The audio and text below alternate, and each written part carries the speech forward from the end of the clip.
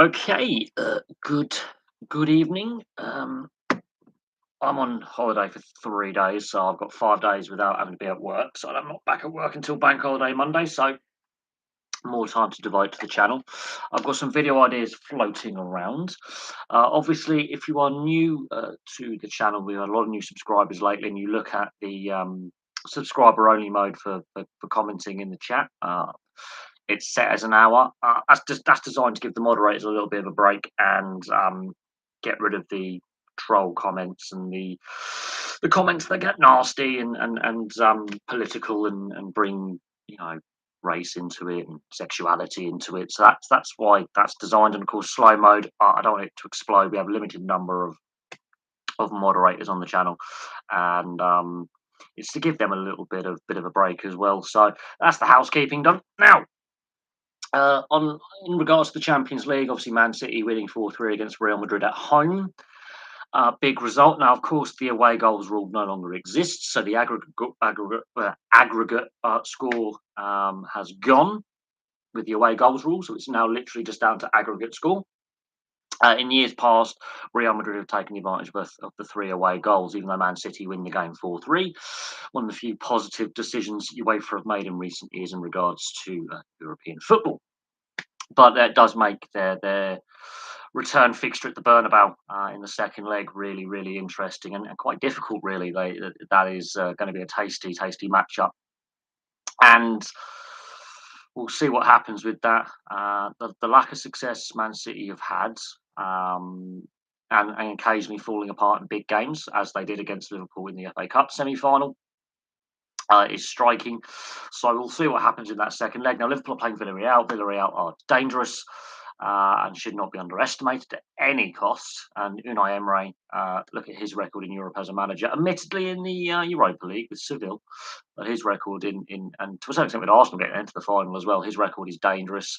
The way Villarreal play the game, they should not be underestimated. They are current Europa League champions, which gave them the qualification for the Champions League. Villarreal are a very dangerous side and playing a very similar way to Liverpool, so that could be a really interesting first leg as well, being played tonight. And we could see an all-Spanish final. And I think Villarreal are the dark horses in this whole the whole thing. So watch for them. Of course, you've got the Europa League and Europa Conference League semi-finals playing. There's a lot of British interest in that with Rangers, West Ham, and Leicester. Eintracht Frankfurt, I think, are the dangerous side in the Europa League, and I think Leicester. For me, I think possibly could be favourites for the Conference League. So we could see all three European competitions won by English sides. Do you want Liverpool to win their semi-finals? To be honest, I want Villarreal to get their name on the trophy for the first time because the other three clubs, part of the 12 European Super League clubs, Real Madrid haven't given up on the idea and would rather see one of the big clubs in Europe, have success. And Villarreal now winning the Europa League, so they've had that European success, first major trophy. I want to see Villarreal do it. I want to see the underdog story. I really do. When it comes to like the Europa League, Europa Conference League, I just want to see the British clubs do well. And Eintracht Frankfurt, if I wasn't British, I want to see Eintracht Frankfurt win some European silver. I think they're due. They've had a very successful spell in recent years since winning the German Cup. I want to see Eintracht Frankfurt do well as well. So it just doesn't seem that it's the Bundesliga and German football's Bayern Munich's league. I want to see other German clubs do well in Europe. And win trophies other than Bayern Munich, and that would be a shot in the arm for German football at a time when Bayern Munich have won 10 titles in a row. It does damage the reputation of the league when the last two teams to challenge them were Borussia Dortmund and Wolfsburg. And Wolfsburg is owned by the Volkswagen Group. Well, they've got a lot of money from Volkswagen, so they're one of the wealthiest clubs in German football. They have an infinite sum of cash behind them, and Bayern Munich, I think, it is starting to hamper the German national side and the development of players. So I want to see another German side do well and challenge Munich's dominance for silverware. And I think at some point in the domestic league, I think Munich's dominance is going to come to an end. They can't keep buying every single player that they can in German football. And there will come a point where the lack of European success from German clubs in the Champions League and the Europa League will start taking a toll. So if Frankfurt don't win, players are going to look elsewhere to the Italian, Spanish, and English top flights to gain that European success, and that's where in recent years a lot of the winners have come from and finalists have come from. So if Eintracht Frankfurt don't make the Europa League final, that does sort of weaken the German league's bargaining position when it comes to buying and selling players a little bit because of the length of success that Munich have had. Now they are a well-run club. There is no just debating that. They've got a lot of silverware in five over the last 5 decades. They've been very, very consistent developing players, the system they have in place, and so in that regard, we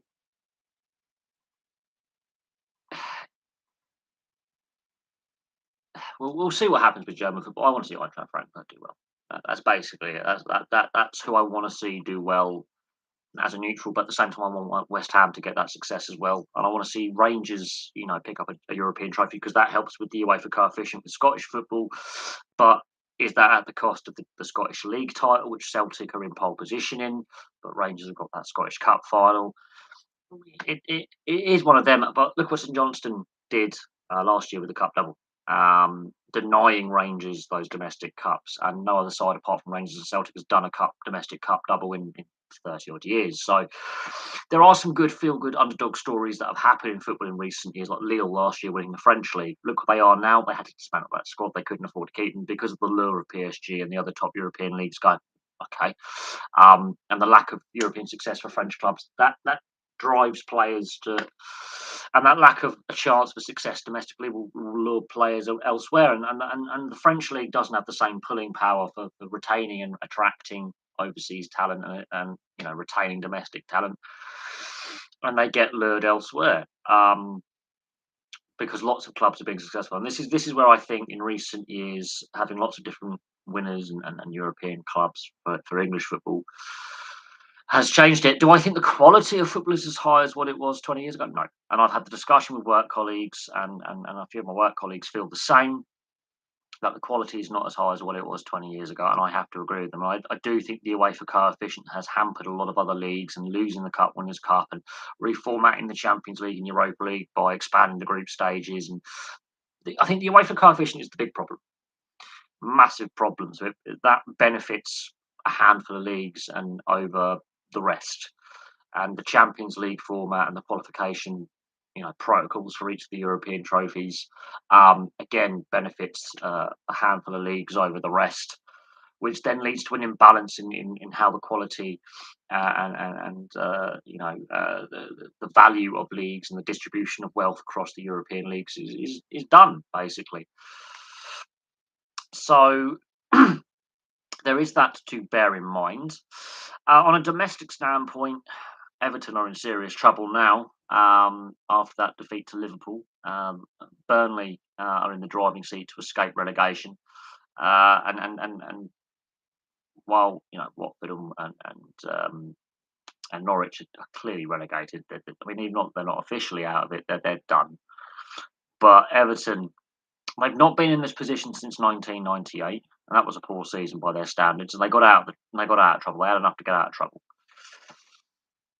but their points total this season over the 98 season is lower. And the teams above them, apart from Burnley, there's a bigger gap between the teams above them and themselves. So, other than Burnley, so they are actually in a worse position than what they were in '98. Looking at how many points they had got at this point in the season, their form, the teams around them, the gap between 16th, 15th, sorry, and the bottom four is bigger than in '98. So the task is more difficult. Now, a lot of people are throwing a lot of crap at Lampard's direction. This is not on Lampard. This is on a succession of managerial changes, poor decision making in the transfer market, overspending in the transfer market, failure to develop youth players, the ongoing stadium issue, the running of the club, where the money's coming from. A lot of questions asked about, their losses over profits. Even before COVID, they were bleeding money. They've spent more money than Liverpool since 2016. Liverpool have won 5 trophies. Everton have won nothing. So, in the same time frame, their city rivals in Liverpool have spent less money and won more, and got better and more competitive. That's all you need to know. It doesn't matter that Liverpool already had a better base starting point, and Everton were actually above Liverpool in 2016. So Liverpool have got better, developed players, homegrown talent better, brought players in better, spent less money, been better investing their money. Whereas Everton have gone the other way. The net spend, because players going out the door to help fund the transfers as well. Liverpool have actually spent less money as well because they've actually earned money in that same period. Their losses are less, even with COVID. So there's a lot of the problems right there. They've kept hold of a lot of their players that have come through their youth system, and made them a key integral part of the squad going forward. Everton haven't done that. There's a load of other reasons why, but if Everton get relegated from the Premier League, I think that's a bigger story than Oldham Athletic getting relegated out of the Football League. And then we can look how long it's been for clubs that have been outside the Premier League when they were last relegated from the Premier League, how many seasons they have spent outside the Premier League, and how difficult it is to bounce back at the first attempt. And it doesn't matter that Everton have been a Division 1 or Premier League side since the 50s. That is irrelevant. The fact is, they haven't won any silverware since 1995, and since then, their league finishing position. I mean, I could look at Everton's league finishing position since 1996. So the current format that we have with the Premier League, with the current number of sides. So we could ask the question of the direction the club has taken since the mid-90s, and then we can ask the question over what is the issue, and a lot of it's to do with the ownership. Look how many managers they've had since 2016 in comparison to Liverpool. Liverpool have had the one, had 2 managerial appointments or something. Look how many managers they've had in the same time frame since 2016. How many managerial appointments they've had, how much chopping and changing has gone on at Goodison, and you can definitely see a correlation. Constantly changing the style of football that they expect their squad to play, the different managerial appointments, some of the poor runs of form they've had, the amount of money spent. The situation is unstable. Is the best way to put it, and I don't know where they go from here.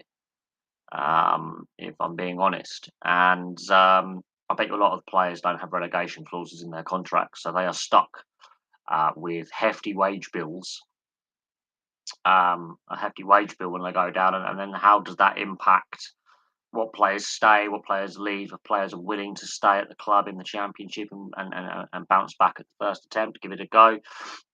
The fact that they're putting a lot of money into the new stadium, which they expect to be done and open in 3 years' time for 2025-2026 season.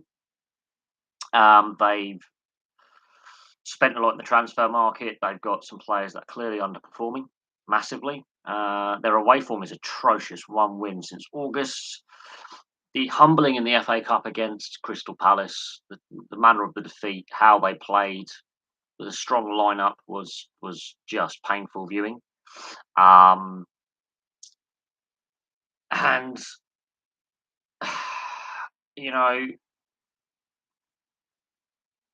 17% possession against Liverpool the other day.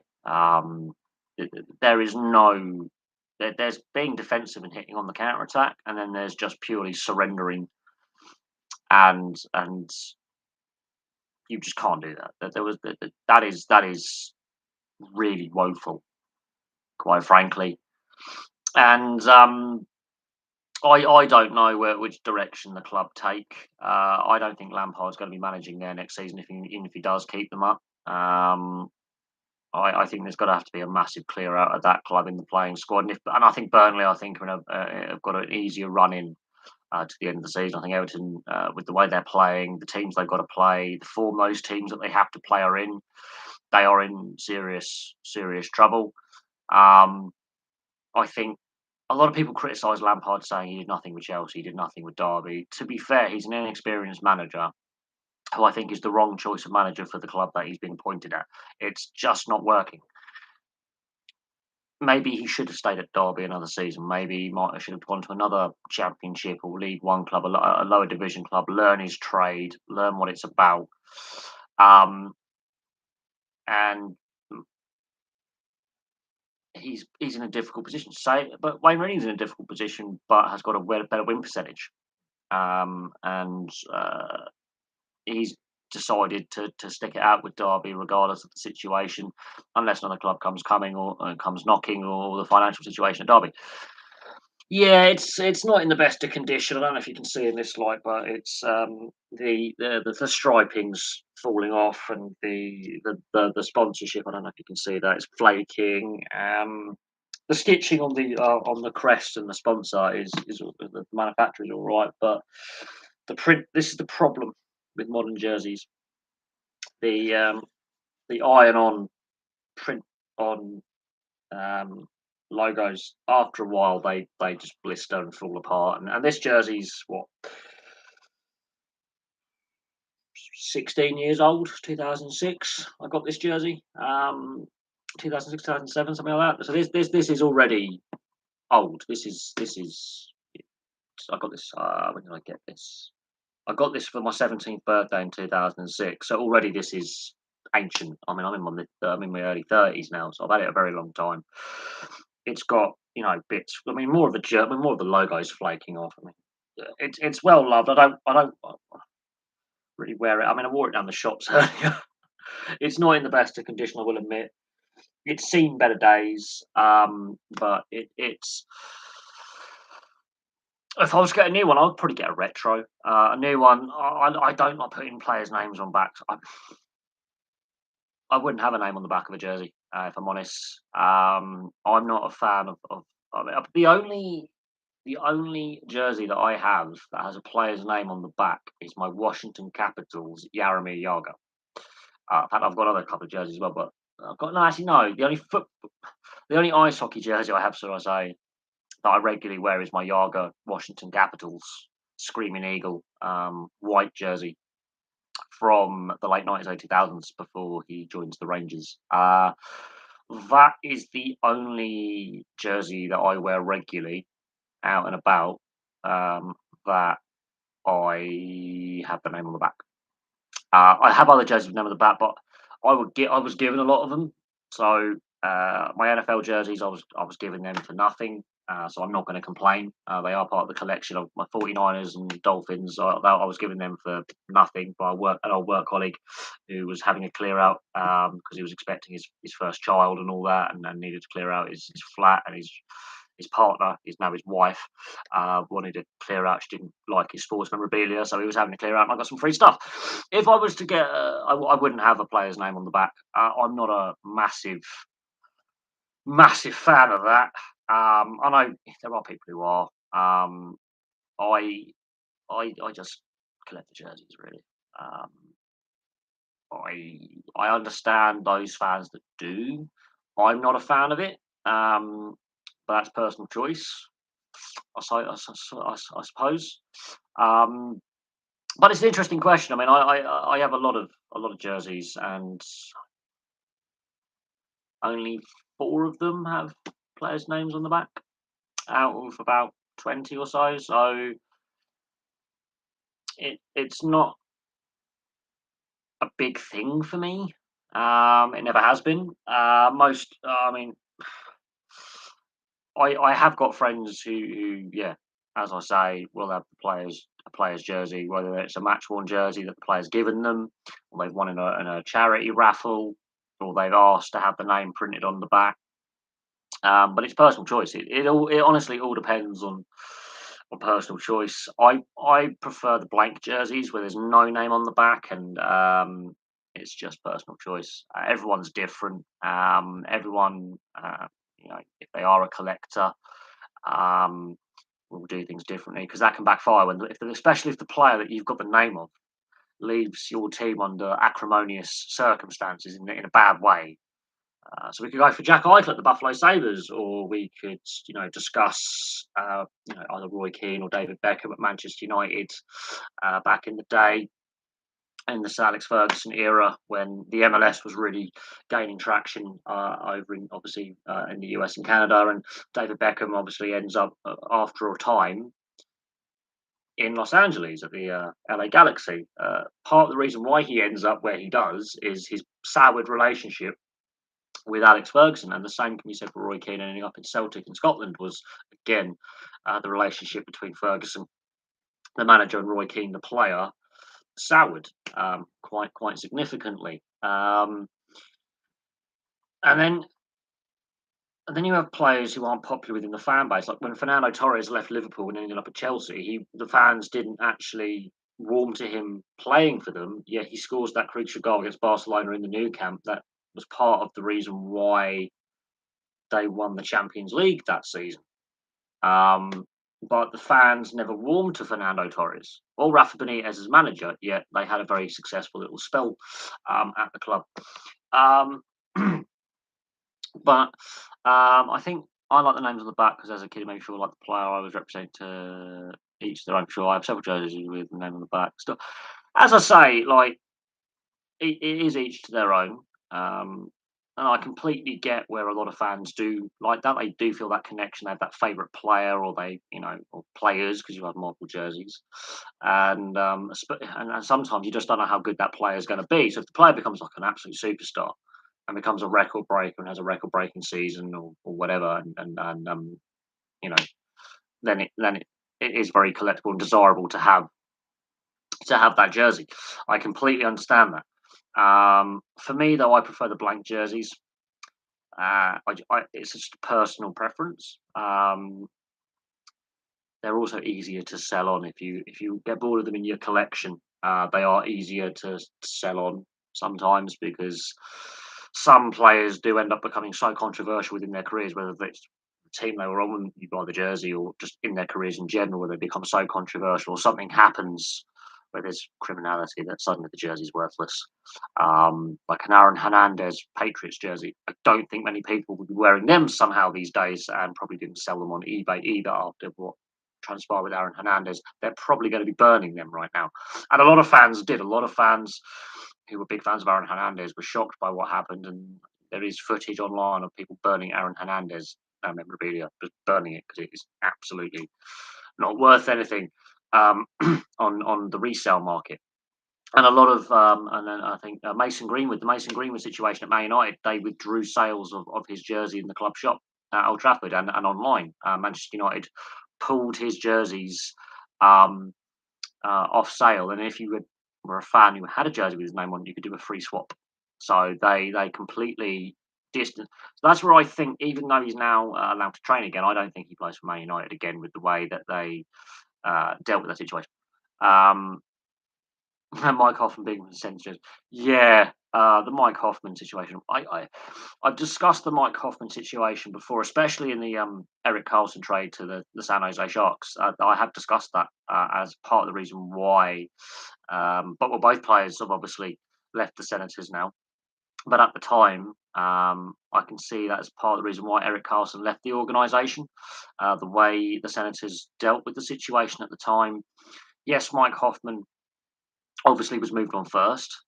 Eric Carlson actually didn't stay at the team much longer than that. And when it came to his, possibility of extending his contract, and then the San Jose Sharks come along and go, look, we'll offer a trade as where he's the key component of the trade, but there are other hot, players and picks and prospects going either way. And I did a video on that and I discussed it. The way the Mike Hoffman situation was dealt with by the Senators at the time, back in I think it was 2018 or 2019. I can't remember which year it was. Where the way the team, the organisation, the ownership dealt with that at the time has gone a long way to the reasons why both players are no longer with the team and why they both moved on.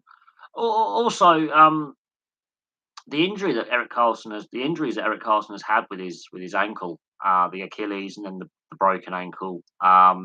He's not the player he was before that incident. The way he was basically also playing on like one knee during the playoffs a season or two before. Yeah, there are things that the Senators could have done better as an organisation when Eugene Melnick was alive, and he was a very controversial. Of course, it's very sad that he's passed away, and his daughters are now looking for a potential buyer. And surprisingly, Justin Bieber is interested in being part of the um, uh, being part of a future takeover or ownership uh, team.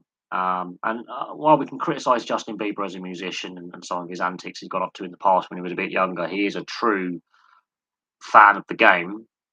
And every city he's toured in and played concert in where there is an NHL team, he'll wear the NHL jersey of that city that he is actually, uh, performing in concert. So he's a massive fan of the league. Yes, he's a Maple Leafs fan at heart because he's brought up in Toronto, but he's a massive fan of the sport. He's a massive fan of the league.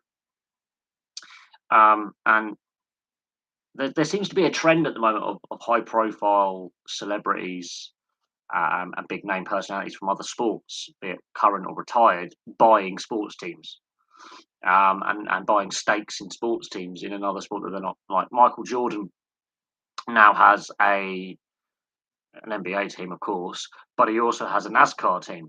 Obviously, Ryan Reynolds, the actor, has bought Wrexham Football Club, who are second in the National League, about to get promoted if they continue their form, and they could be promoted to the Football League. Um, uh, for the first time in a long time, being getting back in the Football League. He's a famous actor. I mean, obviously, Russell Crowe for a very long time has been involved with the South Sydney Rabbitohs in the NRL rugby league team. But other I mean, Paul Newman, the late actor, who passed away a good while ago now, he had a NASCAR and IndyCar team. So there has been a trend in recent years for high profile celebrities and retired sports stars going, I want to buy a sports team or a stake in an ownership group in a sports team. And whether you like it or not, that seems to be a trend, such as Lewis Hamilton and who else is it? There's another. I think it's Rihanna. I think it's Rihanna. Um, being interested in buying a stake in Chelsea, even though I think that is just clickbait because they're not part of the preferred bidding process. Those three bids are already on the table. They're well after the cut-off point.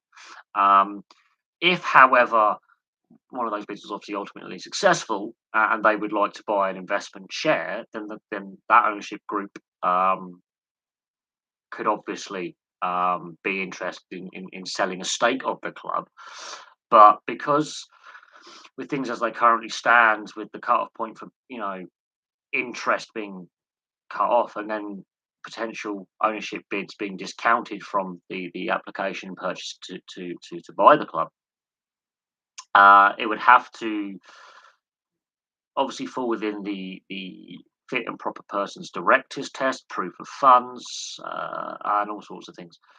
I prefer it when celebrities invest in sports rather than lecture us on politics. Yes, but here's the thing is, Lewis Hamilton's an Arsenal fan. That's going to go down really poorly with the Chelsea fan base, and they've already basically scuppered the Ricketts bid with their opposition to that um, bid from the Chicago Cubs ownership, and they've been and the Chicago Cubs ownership have been heavily criticised um, for some, non sporting incidents in regards to race relations and homophobia and stuff, and fan supporters groups were very very critical of the Ricketts bids, and that bid failed to make the final three preferred bidders. Now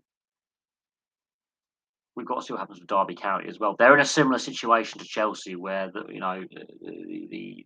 process of the club being taken over by a potential new owner, and the difference is Derby's got a lot of debt, and and a very uncertain future. Chelsea has an uncertain future as well. So I prefer it when celebrities don't really invest in sports at all and just stick to their field, like acting or music, and don't get political. But unfortunately, they're all a bit woke and they want to go broke. So there you go. That's my saying. I think they're not pragmatic people. They have a lack of sense of reality. I think Ryan Reynolds is the one of the more down to earth Hollywood actors. And he's been to a lot of games with Wrexham. I think his first game as owner was against Maidenhead United, one of my local football teams, and he was actually in the away end with the fans at Maidenhead United. He wasn't in the director's box. He actually sat with the Wrexham fans at the game. Of course, I think they lost the game as well, but he wanted to feel what it was like to be a football fan in this country, and feel that connection with fans. Have I been following the national season in the national league here? I have to a point. My friend Sam has been going to most of the Bees home games in Slough, um, and next season I do plan to go to some games myself with him. But it is good to see that the Bristol Pitbulls have had arena issues for years. It's good to see them finally get a new arena in Bristol. They were playing out of Oxford for a long time, and their women's team has also been fantastic. Um, the fact that Hull have finally figured out a financial solution to the problems they faced during COVID. Yes, it's been a horrible hiatus, and Hull as a city, they've got some rink issues, arena issues, but they've always been a welcome part of the family of ice hockey in the UK. They've had some brilliant players play for them at the level that we compete at. And the way the elite league side failed, and the way the Pirates struggled in their first couple of seasons to have a competitive team. Some of the results were horrific. I remember watching Hull's first couple of seasons as when they were the away team coming down here. That it was heartbreaking because there was a few loyal fans who had obviously followed the Stingrays for so many years, and I remember the first season they played. Literally, there was one game they brought like 5 or 6 away fans down all the way from Hull. So they had a brave, and then the product grew, and then they got better, and they had a very good side. And then COVID hits, and we've seen the damage that's done to sport globally, and a lot of sports teams have struggled, and teams have gone out of business or mothballed or had arena issues, massive money issues. They've had to seek, there's been issues with sponsorship, and the lack of crowd numbers have affected revenues, and there is that. We'll have to see who the 12th team are. Obviously, there's a finite number of arenas in the country, and there's a finite number of players who can play at that level to keep the league as competitive and as high quality as possible, considering it is a developmental league where players on two-way contracts, or players who have played in the elite league who may be recovering from injury or off contract can keep playing if they want to get another contract at the higher level. So you want to have the league as competitive as possible. There is a finite number of players registered in this country who can play at that level, and be good enough, so it doesn't affect the quality of the product on the ice. It's the same when any league expands. There's always the argument of dilute the quality. There's not enough players. I think it will benefit the national side and the elite league having a stronger second tier competition, which is increasing the player pool who end up playing and training at that higher level, to then take that next step from the lower levels where it is completely, amateur, to semi-pro, then full-on professional. I think that is only going to be a good thing for the sport. You wonder if Ryan Reynolds' purchase of Wrexham is just the beginning. We'll see. I think he's going to probably be doing less acting and more sports ownership. He might even retire from acting altogether. I know he's willing. I know he's willing to take a break from acting. Whether he decides to invest his time full time as a sports team owner, we'll wait and see. That he's Canadian, so he will probably, whilst also owning a football team, or as you would call it, a soccer team. We do have ice hockey in this country. He is Canadian. He was brought up, watching ice hockey. So he might grab an ice hockey game and become interested in possibly purchasing an ice hockey team, or becoming a sponsor or a stakeholder in an ice hockey team. That could definitely boost the profile of the sport in this country. He is such a recognisable household name globally with what he's done with Deadpool and some of the other films he's been in, and generally, how he comes across. He generally is a happy-go-lucky kind of guy. He resonates with people. He's very down to earth. Um, who do you think will replace Russia as the host nation next year? Um, well, the IIHF are having an extraordinary general meeting in Tampere in Finland. I think it's next month, either just before or just after the World Championships take place at the top tier. They are having an extraordinary general meeting. They've obviously already thrown Russia and Belarus out of this year's World Championships. Indefinitely, they will not be allowed to compete. Indefinitely. Uh, we do already have the bees. They're just playing in a different arena. If he has the money to buy Bracknell Ice Rink and then um, refurbish it until you can go home, but they are playing still, just in a different arena in a different town, a bit further north. The bees still exist. It's just, can we have them back in our hometown, please? Because that's damaged the youth development. Because we had a great youth system going, the women's team, and it's actually hurt the local economy a little bit with when you're losing that much money from the local economy per night, which doesn't sound like a lot when you've got like 3,000 sports fans, but it does actually have an impact long term when you lose that revenue from local businesses and local hotels and B&Bs. It does have a little knock-on impact when you lose the travelling fans. But as I say, it may be he does decide to take in an ice hockey game and invest in an ice hockey team. You never know. Some sports teams owners have multiple teams in multiple sports, like the Fenway Sports Group, for example. They have their fingers in ice hockey, baseball, football, and NASCAR. So some sports team owners have multiple sports teams in multiple sports. They like to diversify their product. And when you have that experience of owning a sports team and then that team then being successful, when it comes to going, oh, we'll add another sport and another team to our company, our group of teams, it's easier to have a takeover bid accepted when you already have that knowledge of the sports industry. Who do I think replaces Russia as the host nation?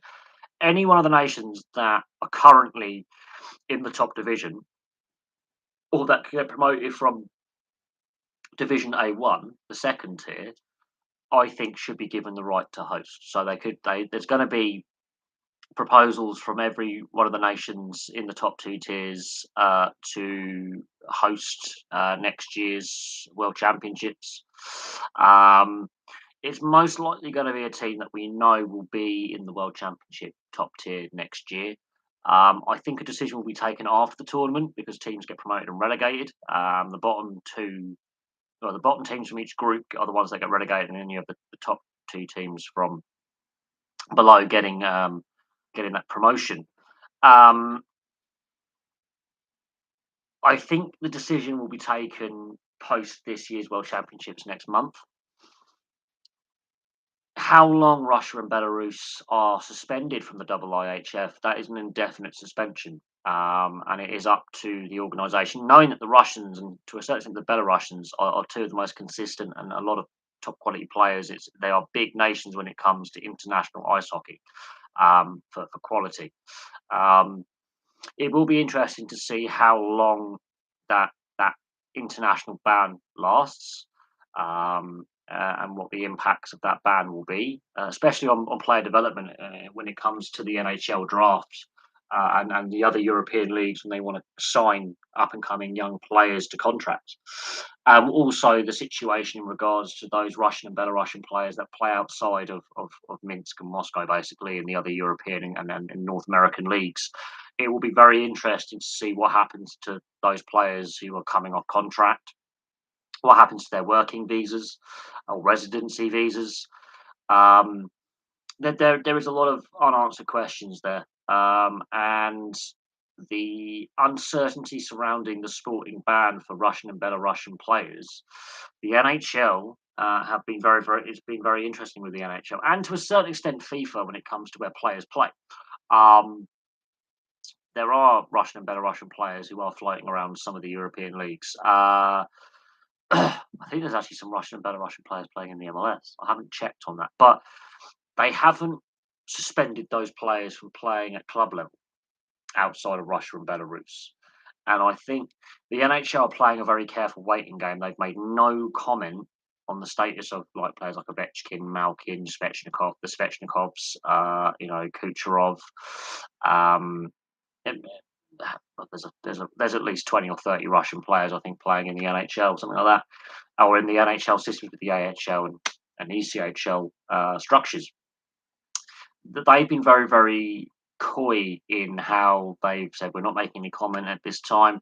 It's sort of the noise around the Russian players playing in North America in the NHL has gone very quiet. Initially, when the conflict in Ukraine obviously turned to actual shooting, rather than a small civil war in the Donbass region to an actual, okay, now we've got Russian and Ukrainian armed forces firing at each other rather than some separatists and the Ukrainians in a sort of similar to the Northern Ireland and in a situation between the 70s and the 90s and ETA in the Basque region in Spain, rather than a localized small conflict. We now have an actual major conflict. The NHL and UEFA have been have played it in a way where the national, the IIHF, for example, the national teams at international level are banned, but at club level, those players that play of outside of Russia and Belarus are still allowed to play and fulfil their contracts.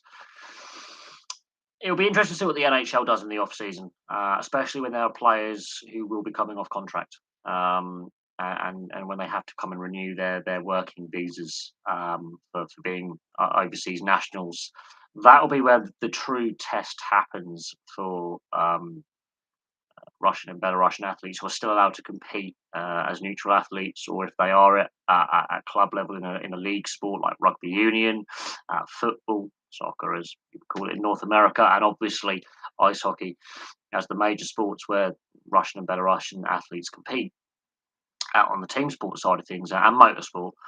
When it comes to um, when it comes to visa restrictions and entry restrictions into countries, that will be the real litmus test as the global sporting calendar picks up pace. Obviously, we've got some major like Wimbledon, for example, and the French Open in the tennis. Was Dynamo Kiev? Ukraine and Belarus were heavily impacted. Belarus more so than Ukraine with the prevailing wind and where the fallout fell. But Kiev is not that far from Chernobyl, but the prevailing wind is actually slightly northwards at that time of year. So the fallout went over Belarus, which is north of Ukraine, which had far more impacts on the ecosystem and people's health and animal populations. Um, there are more people in Belarus than Ukraine that have health issues as a result of the Chernobyl fallout. Dynamo Kiev, they were still a very good side in the 80s. The Soviet national side was still a very good side in the 80s. They got to the Euro 88 final against Holland, and of course Van Basten's goal obviously seals that for the Dutch in 88. They had a very good side in 86 and 88. They had a very good side at the World Cup. They had a very good side at the Euros in 88. Dynamo Kiev, very good side historically. But as I say, when I come back to the UEFA coefficient and how that impacts those leagues outside of the top five, as we call it, for media rights and wealth they bring to the game, UEFA have screwed the majority of the European clubs in favour of five league systems, which in the last 30 years have basically held all the wealth. And it's I think damaged the footballing product that we see as a result at international level every couple of years with the Euros and the World Cup. I would argue if you look at the footage of Euros and World Cups before, I would say 2010, The quality level is higher. The style of play, I think, is a bit more attractive on the eye. Uh, the amount of star players playing for teams, the quality of players playing at mid-table clubs was ridiculous. Whereas now is not the same. A handful of clubs really hold all the cards financially and with where players want to go. And there is a massive wealth and quality imbalance. There's what we call a brain drain and a quality drain. So other nations, they can't keep hold of their youth talent, develop them for longer. They can't keep hold of their better players who will shift further westwards, and they can't attract that talent back. It started with the South American clubs in the 80s, actually allowing and the South American countries allowing their best players to come to Europe and North America in the 80s and 90s. So the likes of your Maradonas and later on your Ronaldos, the original Ronaldo, the fat one. There's a difference between Cristiano and the other Ronaldo. And your Batistutas and Hernan Crespo's and Lionel Messi and the factory line of South American talent coming to Europe through the 80s, 90s, and 2000s is partly because of the UEFA coefficient and the massive imbalance that exists currently right now with club football. How do you think the overall quality of football was during the '86 World Cup? Look, firstly, I wasn't alive in '86. Just going to point that out. It was 3 years, well, 2.5, yeah, 2.5 years before I was born was the '86 World Cup. Just going to put it out there. I was born at the end of '89, but I've seen enough. I've watched enough footage of it. I think the one big difference is the quality of the playing surfaces in the last 30, 40 years. But it was the second World Cup in Mexico in 16 years. The 1970 World Cup and then the '86 World Cup. For some reason, you normally bid about 16 years in advance for a tournament. And for some reason, 16 years apart, we had 2 World Cups in Mexico, which is ridiculous. I think it's the 80s, the 1970 and the 1986 World Cup. For the World Cups before I was born, I think are the highest quality tournaments of their era. So 1970 and '86, when they have, especially when people try and discuss between eras. The England-Brazil game of 1970 is possibly the greatest game of all time. Possibly. Alongside that is the Italy-West Germany semi-final in the same tournament. They are ranked 2 of the best games of all time for entertainment. That feeling. The '86 World Cup. If people say Maradona's second goal against England is the best goal of all time, I disagree. I think it's his goal against Belgium in the semi-final. I think for me is the best goal of all time, because the way I've described it in detail many times.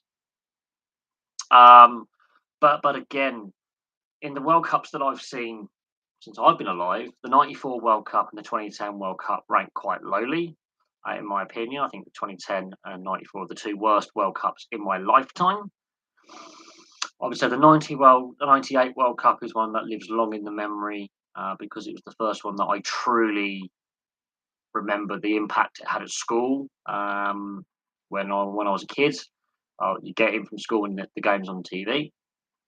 So many an afternoon and evening, I was enjoying the matches. I remember the England-Argentina game when Michael Owen scored what is one of the best goals of all time, in my opinion, for what it means as the nation and his age. He was very young. He was one of the youngest ever goal scorers at a World Cup when he scored that goal. I think he was like the 4th or 5th youngest goal scorer. Only like players like Pele were a few players that were a bit younger than him, but only Pele was younger at the time. And in all time, he's one of the youngest to ever score at a World Cup final.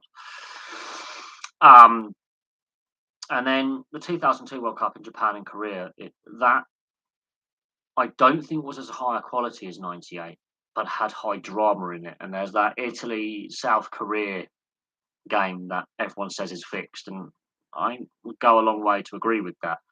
Conspiracy theorists say that match is fixed. And just watch that Italy-South Korea game, and you can understand the questions being asked by fans and media people as well. 2006 World Cup is one of my favourites.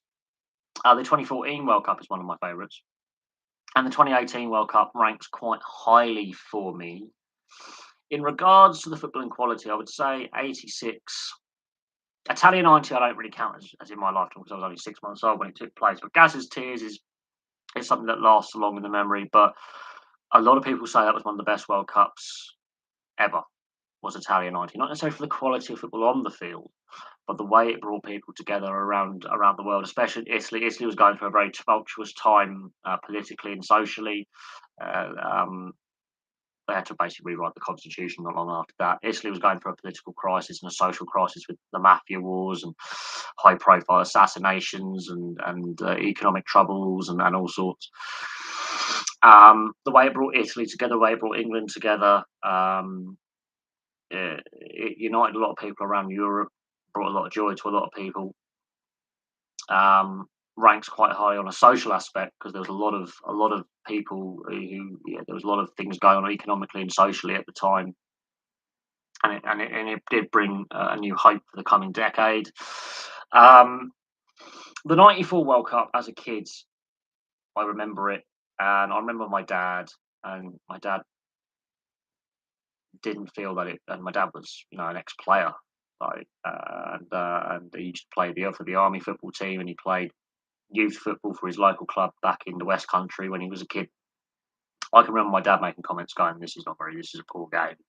My dad was a footballing, you know, I wouldn't say he was a genius, but he was very well educated on the sport and what is good play and bad play. He was a good thinker of the game, and he was a bit of an expert, partly because he played it at non-league level and he played for the army, so he knew he enjoyed playing it and he enjoyed watching it. And look, if he was alive today, he probably would be a non-league manager. To be honest, I think he got the wrong career. I think he went down the wrong career path. I think his best friend ended up playing for Watford and Reading, and having a good relationship with our family and everything like that. So yeah, on my dad's standpoint, he was a great student of the game as a fan and as someone who had played uh, uh, at amateur level, not professional. But he was a good student of the game. And even my dad was like, nah, 86, 70, ranked higher. Now, when 1970 was played, he was only a small kid, like me with 94. He was a similar age. He was only 4 or 5 years old.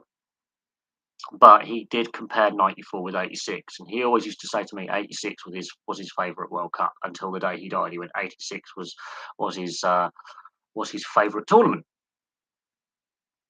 Um, and I have to agree with him.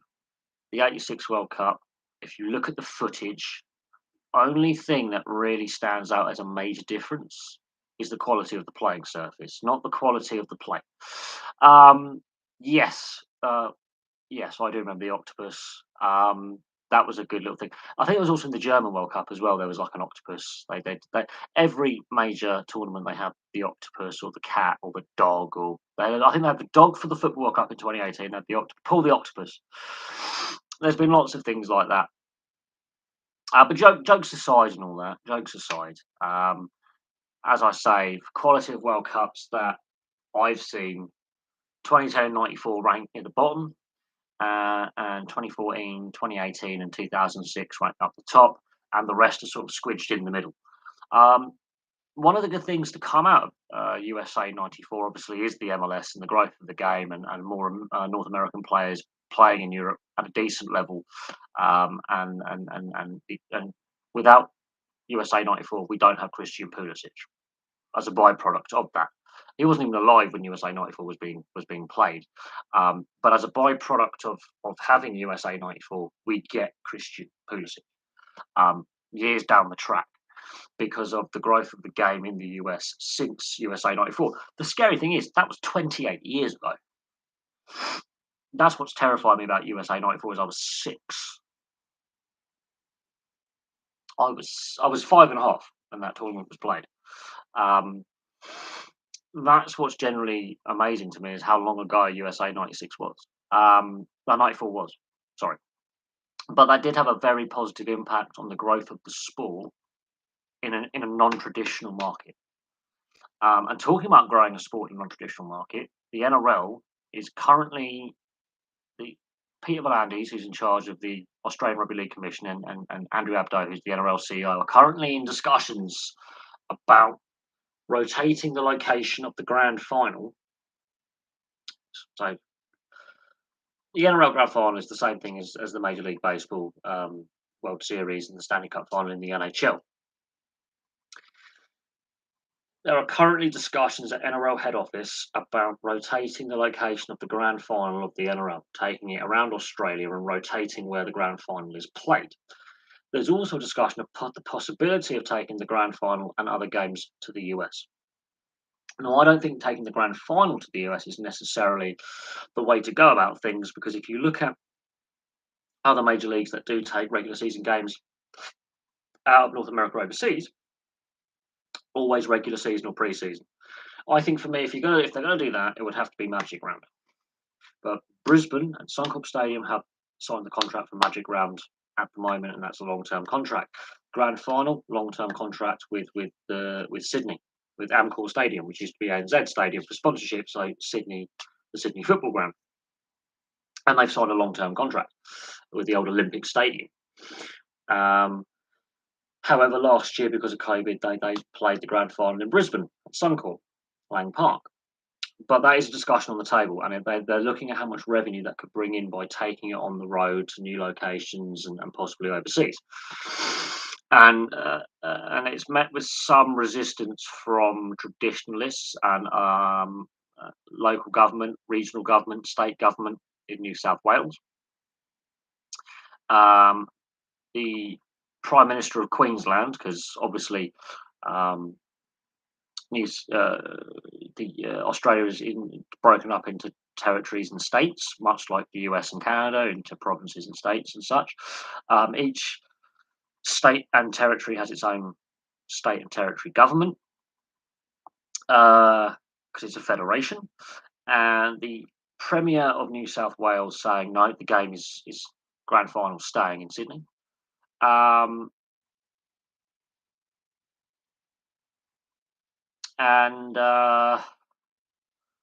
the Premier of Queensland is saying no. Brisbane, here's 10 million Australian dollars to bid for the final. Plus, then you've got ticket revenue and merchandise revenue and such. The TV companies will have a big say on it, because if taking it on the road, and especially taking games outside of Australia to North America, can have a positive boost on TV ratings and grow the TV audience, we could have a different debate. And bearing in mind, Fox Sports, there is News International money in Fox Sports because they have a stake in Fox Sports. Now, News International is headquartered, guess what, in the USA, so that'd be interesting.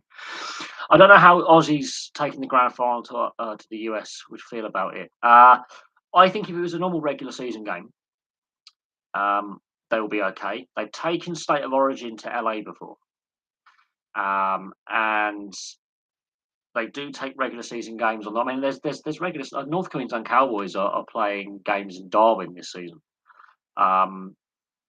Canberra play games outside of Canberra this season, home games. Melbourne played some preseason games outside of Melbourne this season. So that there are the taking the games on the road and rotating. I mean, State of Origin, they rotate the neutral venue every year, so it's either Melbourne, Adelaide, or Perth. And they have taken State of Origin to the US before. One of the games in State of, I think it was '95. I can't remember which year it was that State of Origin was actually played on the west coast of the US. I would rather see Rugby League World Cup played in the US, because Rugby Union already has a very global imprint, and you already have the Major League Rugby. So there's already the fan base that's now established in the US, and the money, and the best US players are playing in Europe. So and World Rugby, I mean Rugby Union, the Rugby Union World Cup's the second biggest sporting event, team World Cup in the world, or World Championship. It's the second biggest international team sporting event after the Football World Cup globally. So it already has that global reach. I would rather see the Rugby League World Cup taken to the US because they already have the stadium infrastructure in place, and with that comes the growth that the sport needs internationally, because international rugby league is bankrupt.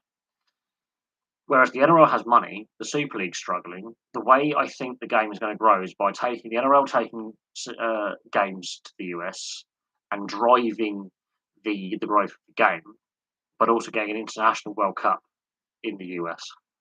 That is going to be the only way that the game is going to grow globally, because I can't see it challenging union cricket and football, and growing that global brand where enough countries have overseas broadcast contracts for the Super League and the NRL, without the NRL being the leading force in driving the game forward to the global audience. I would like to see a Rugby League World Cup in the US. I really would.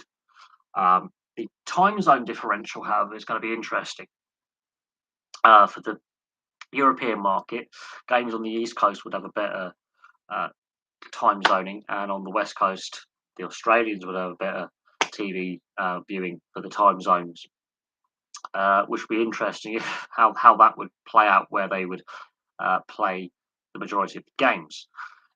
Also, rugby league is more popular on the East Coast than the West Coast, so it, it would be a very interesting choice to see the direction it could take. Um, but there is a discussion about the NRL taking games to the US at some point, and I will have to do a video on that. And it would be interesting to see how the Australian fans would feel about the NRL taking games overseas, and whether the grand final, for example, played in the US, how the Aussie fans would feel about that. And yes, taking the Champions League outside of Europe. I mean, look, Spain tried to take La Liga games to the US during season, and the players refused. So if the NRL was going to actually go, yes, we are going to take games, regular season games outside of Australia, when it came to the CBA, the players would have to agree with that with their next CBA. So the current CBA has been agreed. The players have signed the CBA agreement, revenue sharing, and the salary cap, because the players have to be on board, because they have to say what the maximum salary can be and all that kind of stuff, minimum salary, compensation, everything like that. If the game was to be taken overseas, this is important, the players would have to be on board. That's why the London series takes place with the NFL. The players are on board to have to play X amount of games per season in London. I think a maximum of 4, I think, is allowed under the CBA, regardless of COVID at the moment. But if a team was to permanently relocate, that is a different kettle of fish, because then the players would have to agree with the CBA. Are there any cool rugby fields? Most in New Zealand, all the clubs are based in cities that are on the coast. Um, uh, the, the, the South Island is sparsely populated, and the North Island, you've only got Auckland and Wellington as the two major cities. And all the major cities in New Zealand are coastal. Um, there might be some little, rural grassroots level, because every school and town has a rugby club of legal union that played the game. But all the major stadiums are all in coastal cities. There's very little settlement in the interior. It's very rural New Zealand. I've got family in New Zealand. It's very rural, very mountainous, and bear in mind there's volcanoes. It's on an earthquake fault line in the Ring of Fire. The rural areas, there's a lack of development and a lack of population. Unless you want to have a flock of sheep, crossing your playing field mid-game. No. I agree the Rugby League World Cup in the US is a good idea. However, it'd be like Union going to countries that are not big nations, with Australia given the 2017 World Cup. It's not. Yeah. Um, if we're talking about the Rugby Union World Cup, I think Italy or Argentina, they've got the stadium infrastructure in place to do it. And you've got uh, the fact that, that is a very popular sport in both countries. the in regards to the Rugby League World Cup in the US, I think it would be kind of cool to see it there. I think it's a great growing opportunity, and there is rugby league played, and rugby both codes is grown massively, and they now have university programs, and they've got a university draft and NCAA programs for Major League Rugby, and the game is expanding, and they've got TV deals in place with the TNT network, which is the smaller network in comparison to ESPN, but they've got national TV deals, they've got regional TV deals. They, um, have got good marketing, and they've got good social media presence. And rugby league, hopefully the first season of the professional league, when it does start at the end of May, is goes well. Um, the fact that COVID obviously delayed the start of play by a couple of a year or two is a shame. Um, but at the same time, they've got to start somewhere. The fact that they resurrected the Wolfpack, Toronto Wolfpack, is a good starting point because they did have a solid fan base in Toronto, and I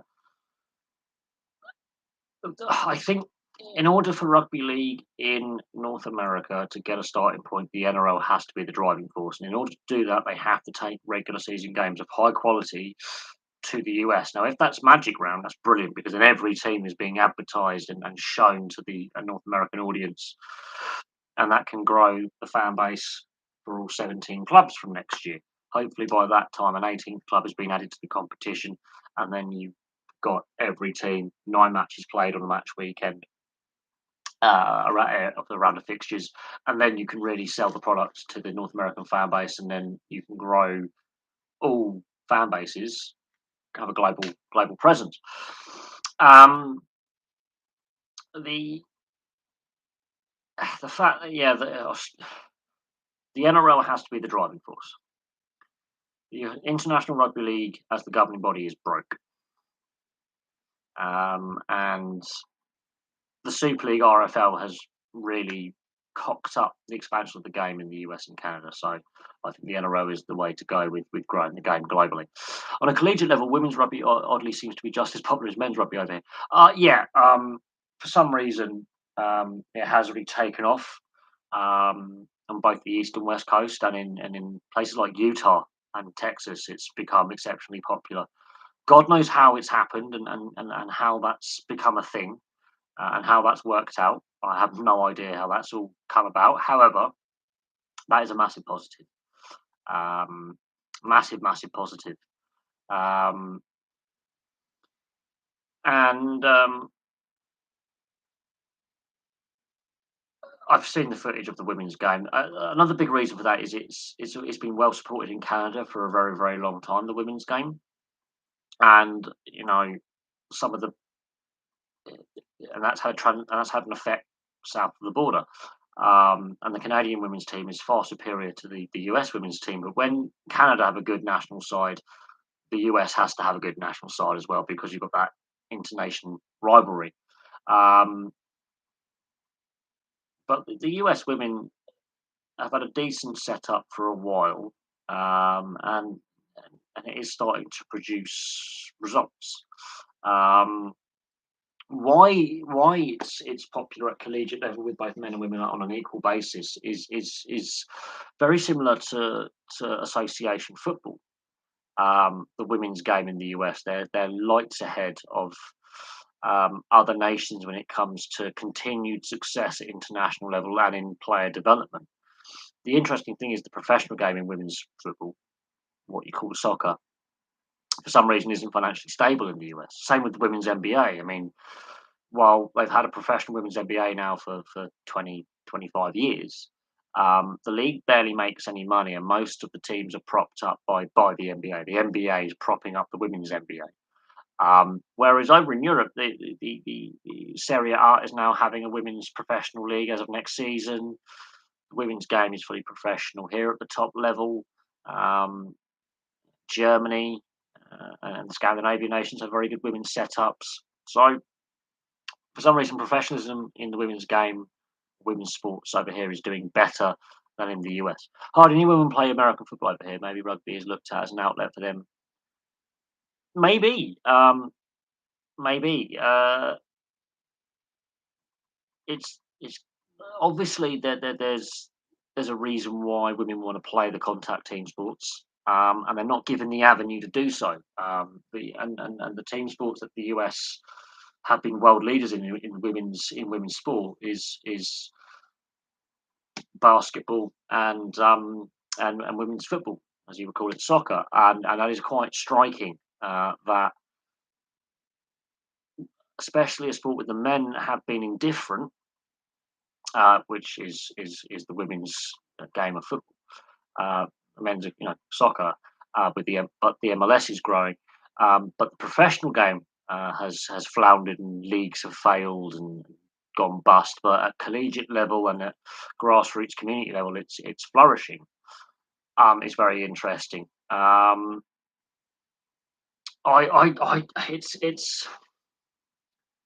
it's an interesting one because of for a variety of reasons.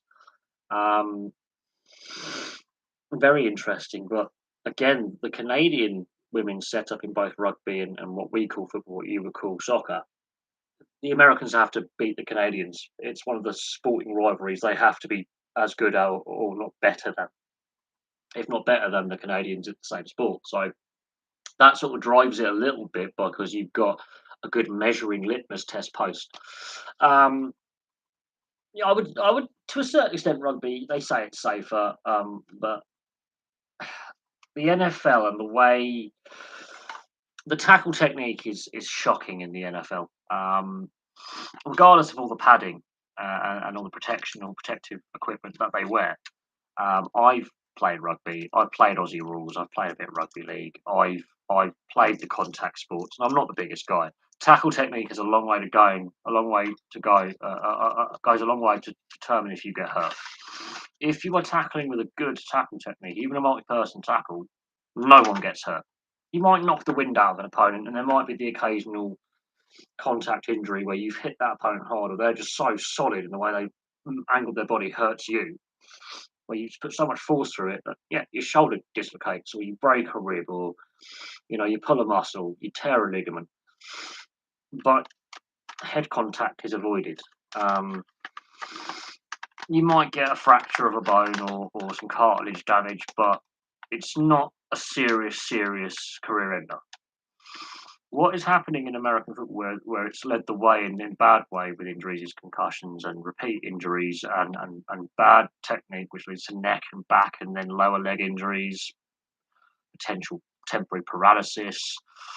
It's the shocking tackle technique. And unfortunately, rugby league and rugby union, when it comes to tackle technique, I swear players have been watching too much NFL because their tackle technique is not much better these days.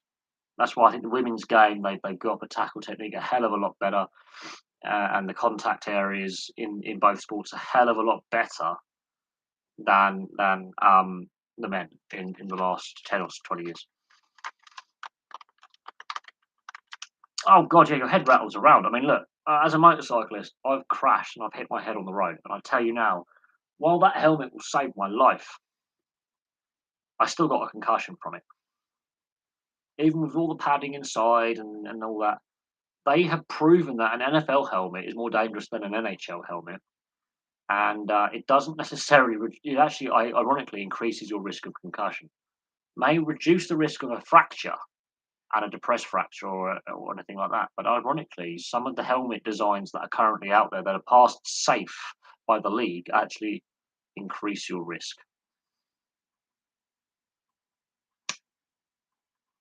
Oh God, yeah. But then North American fans are really surprised by the contact in rugby league and rugby union. They're not wearing any pads. Yeah. Plus, a lot of those players play for a full 80 minutes almost non-stop, whereas an NFL player's got to stop every 30 seconds, have a breather. What you will notice is a lot of the ex-American football players, be it at high school, collegiate, or NFL that have been or CFL that have converted to rugby union or rugby league, um, they're not the backs, they're the forwards. And in the forwards, you're more likely to get a substitution. You're less likely to play the full 80 minutes, and a lot of them really struggle with the cardio, and it takes them a long time. They're normally bench players, real long time to get up.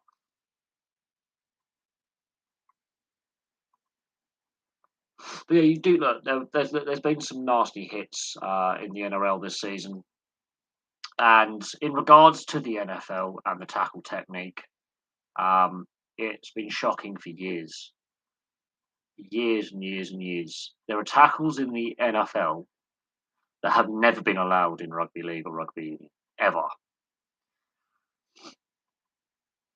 Because if they were attempted in league or union, that player that is attempting that tackle is spending a very lengthy suspension, not getting paid and not playing, and therefore impacting his or her team um, in a very, very negative fashion. And we have seen some shocking tackles in the NRL this season. And we've seen some shocking tackles with basically borderline shoulder charges, where the arm is tucked and there's not both arms wrapping, and there's not and the contact's high and dangerous. And we saw one at the weekend on Monday on Anzac Day in Australia between where Daniel Tupou basically tries to decapitate Ravalawa, this Georgia Illawarra winger, the Dragons winger. Daniel Tupou is one of the cleanest players in the game.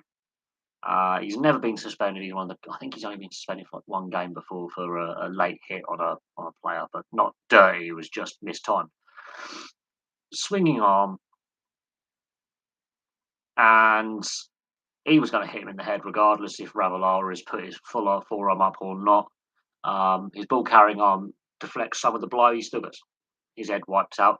The reason why he doesn't get sent off, I do believe there's a mitigating circumstances. He gets back up, and he doesn't lay on the ground, but he's basically decapitated. The fact he was not given an HIA assessment surprises me, considering the way the game is going, and the fact that Daniel Tupou is not sin bins immediately or sent from the field is a lack of consistency um, by the officials. And Adam G, the referee of that game, has been stood down this weekend. Pete Carroll is the only coach in the NFL who teaches the rugby tackle technique. That says to me that regardless of how good the teams are that he coaches, that American football is looking at the threat of union and league seriously. They are taking the threat of union and league seriously. They don't want to keep losing talent to league and union long term. And Seattle have a very, very good Major League Rugby side in the Seawolves. And some of the Seawolves players are ex NFL Seahawks and ex collegiate players who have decided that because it is so hard to get in the NFL and you just become a training squad member, you have a more chance of getting a good payday um, playing union. And the Seahawks have a very good team and very, very good actually. And because Seattle is a sports mad city, and all the teams in Seattle all contact each other and discuss things with each other about trying to work together to build a Seattle culture, and they all interact. I think he's actually been at Seattle Seahawks training sessions because Major League Rugby plays in the summer predominantly, and of course the NFL doesn't.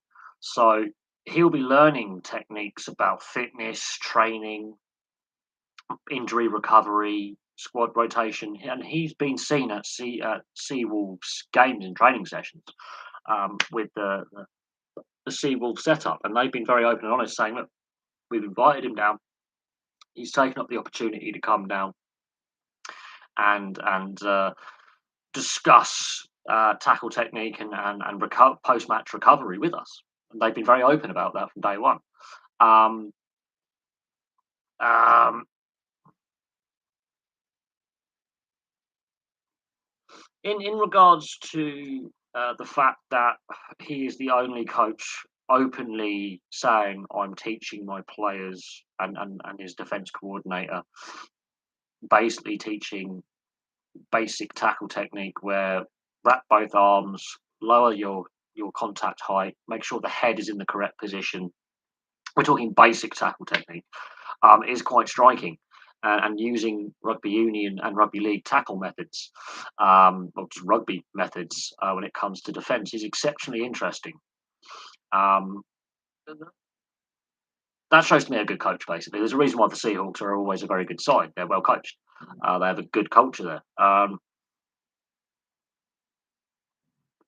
They might have the loudest fan base, but they actually have a reasonably intelligent fan base, and they clearly the ownership are okay with this. They've okayed this technique. They the general manager is okayed this. So the hierarchy at the team is obviously definitely um, you know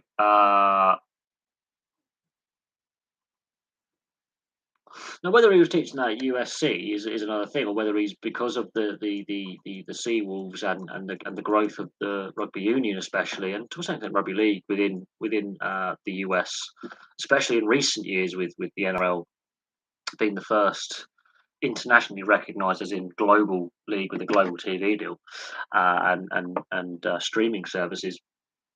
Uh, whether that's also had an impact on his coaching technique, or whether he's noticed that there are less contact injuries in rugby, and while there is more, and the way they're dealing with concussion and taking a lead in dealing with concussion protocols and bringing in independent doctors and reviewing plays when a player is looking a little bit unsure on his feet when he's getting up, or a female player, when a player is looking a bit unsure on their feet when they've had a collision, not looking 100%, player welfare is taken a bit more seriously, therefore you get longevity of career, is an interesting one. Um, if and of course, the players he would have coached at USC, they're going to be playing other NFL teams or in the CFL. Whether that has a knock-on influence with the teams they're playing at when they're discussing things with the defensive coordinator and doing the tackle drills that they're discussing with their tackle. This is what I was taught at USC. This is what I was taught at the Seahawks. If they've been traded, this is how we did it. Because a good coach um,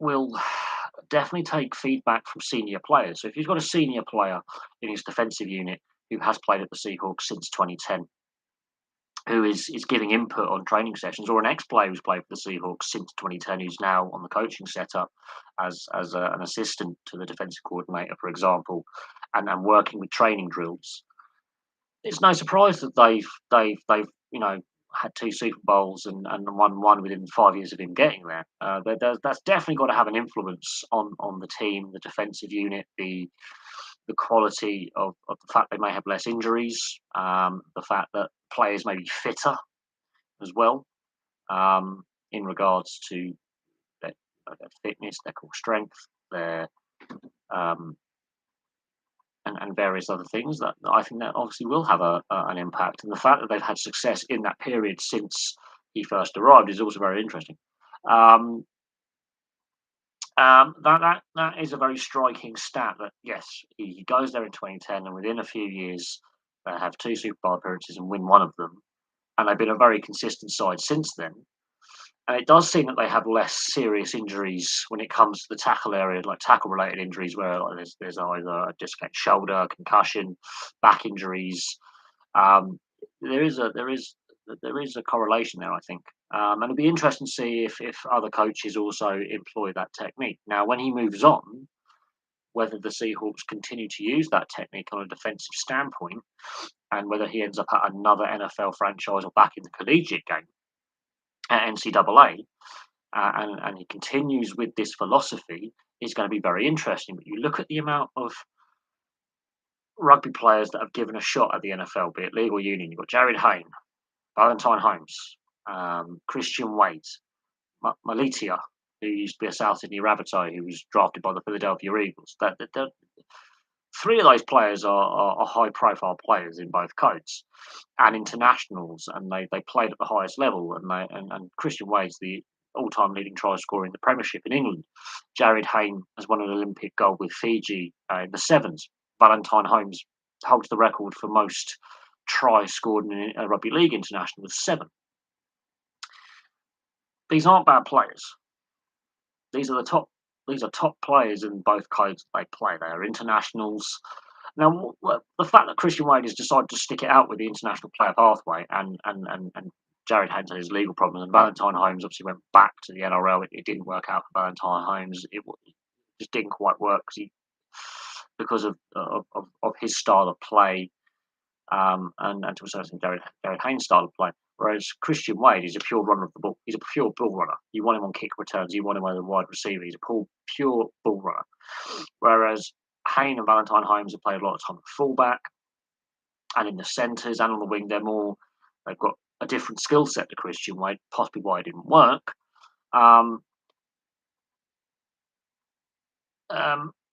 They've been consistent, but I'd be very surprised if they have a winning season. They lost everybody. Well, the fact he still persists with a unique coaching style for American football is exceptionally interesting. I was not aware until this live stream that he teaches on the defensive side of things with his defensive coordinator, who will also have input a rugby tackling technique style in their training sessions, and therefore that replicates on the field. It doesn't matter that the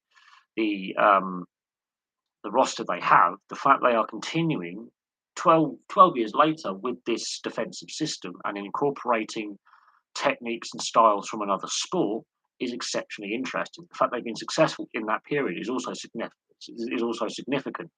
Now, the fact that a lot of the players that he had in that period have moved on, they're going to take that knowledge onto the other teams they play for. Now, hypothetically, if Russell Wilson makes that pass and they score, it's hypothetical, obviously. It also depends how the opposition respond to that, hypothetical score, and if they win again and again. But it does raise a lot of interesting questions in regards to the fact he's the only coach. I think that's going to be a change. And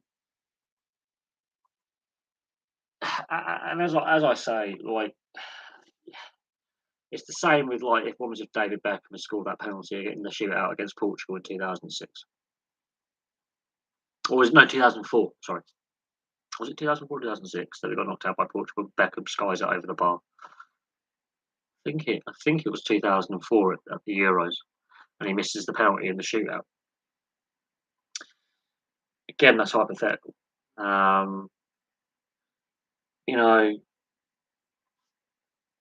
If Zinedine Zidane doesn't get sent off against Italy in the 2006 final, how different would that final have been? Hypothetical. So there is a lot of that to bear in mind. If David Beckham doesn't get sent off in World Cup '98 against Argentina, kicking out against Diego Simeone, would that have affected the result? Possibly. I think we were a better team on the night, and I remember that game vividly. 2007 Rugby World Cup final, if Cueto's try is not disallowed for going into touch, and he's allowed because it was one of those, was he in touch, wasn't he, against South Africa, how does that impact the final? A lot of things, and how that impacts various things. Hypotheticals, missed opportunities. Yeah,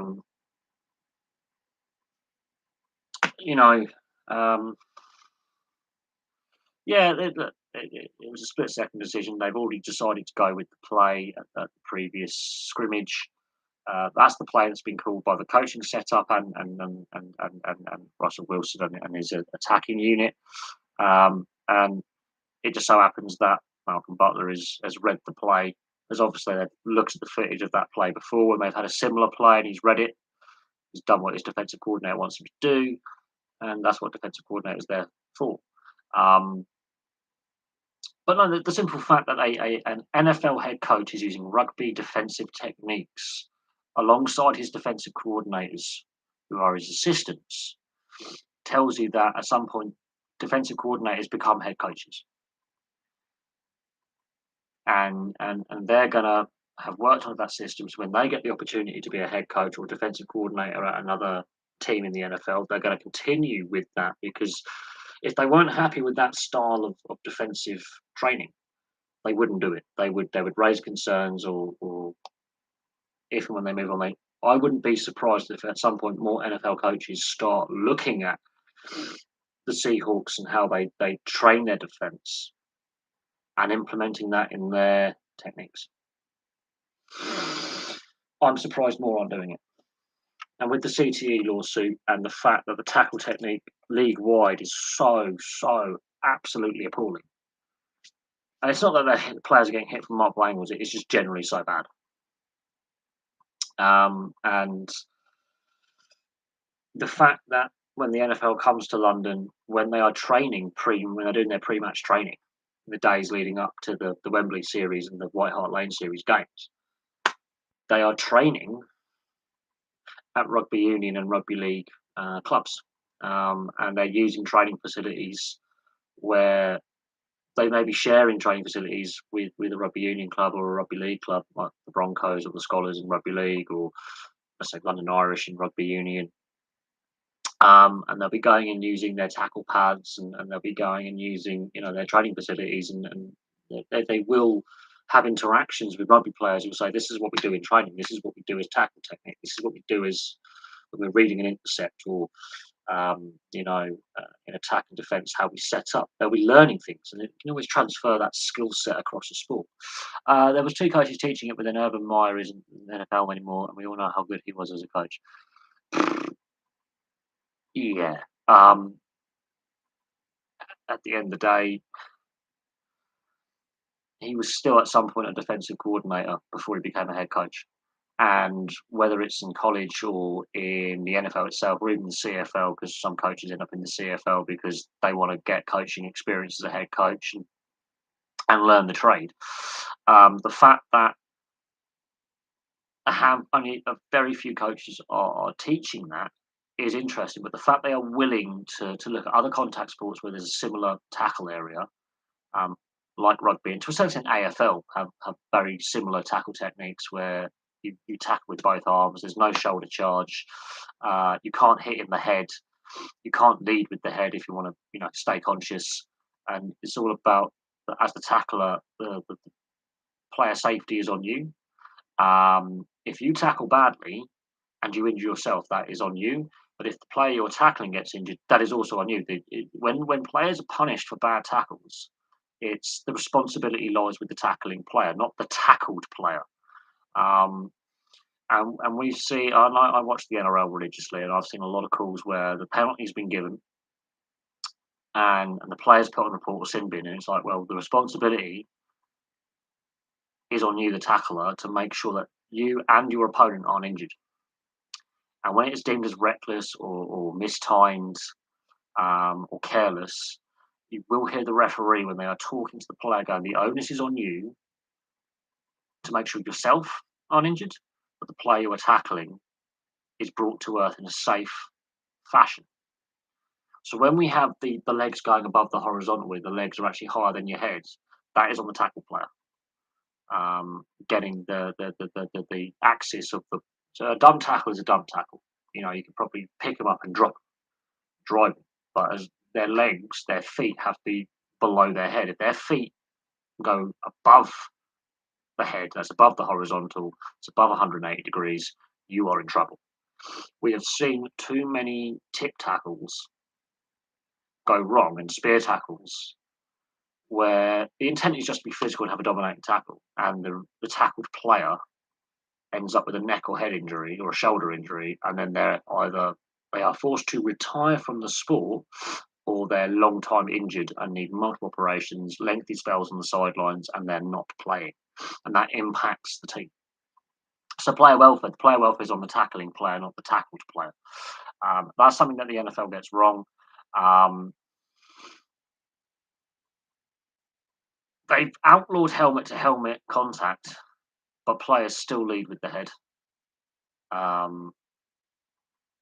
The tackle technique is atrocious, and it is leading to serious head and neck injuries and back injuries. We've seen it. We've seen some of the it's not good viewing when you know that even the tackling player giving the tackle is going to hurt himself, and I don't want to see any player, missing games because of injury or being forced to retire early because of injury. That's the worst type of retirement when you've got injured and you're retiring only a couple of years into your professional career. You don't want to see that. You don't want to see players have to give up a sport because of recurring injury or that one-off injury where they just can't recover. Concussions by then. Hipgrave is the Parramatta forward who had a concussion midway through last season, and before the end of last season announced his retirement because he just still not right. Boyd Cordner, Jake Friend for the Roosters in the NRL. Oh, the worst one for Jake Friend was when he was having convulsions on the field after being knocked out, and he looked that was scary. And with Tene Zalesniak over the weekend, um, he went for a kick reception. Pappenhausen beats him in the air. It's a good contest. He then obviously he's not won the contest. Pappenhausen scores the try, but he collides with his own player. And as he's falling, so he's already been knocked off balance by his own player, also running in for the kick reception. He then collides with Solomon Asafamololo. Oh God, Asafa Solomona. His knee unintentionally, and then he's knocked out, and then he plows headfirst into the ground. He's come from a height. It's an awkward fall, and he's unconscious for a good 5 minutes. He loses consciousness and he ends up on a stretcher. We've seen concussed players before get up groggily, but they leave the field with support of the trainer. He was out cold, not moving for a lengthy period. And he goes off on the Medicab stretcher. He they cleared him only facial fractures and head fractures, which is looking at that fall of the collision. It's not a nice replay to watch. It really isn't a nice replay to watch at all. It's quite it's not pleasant.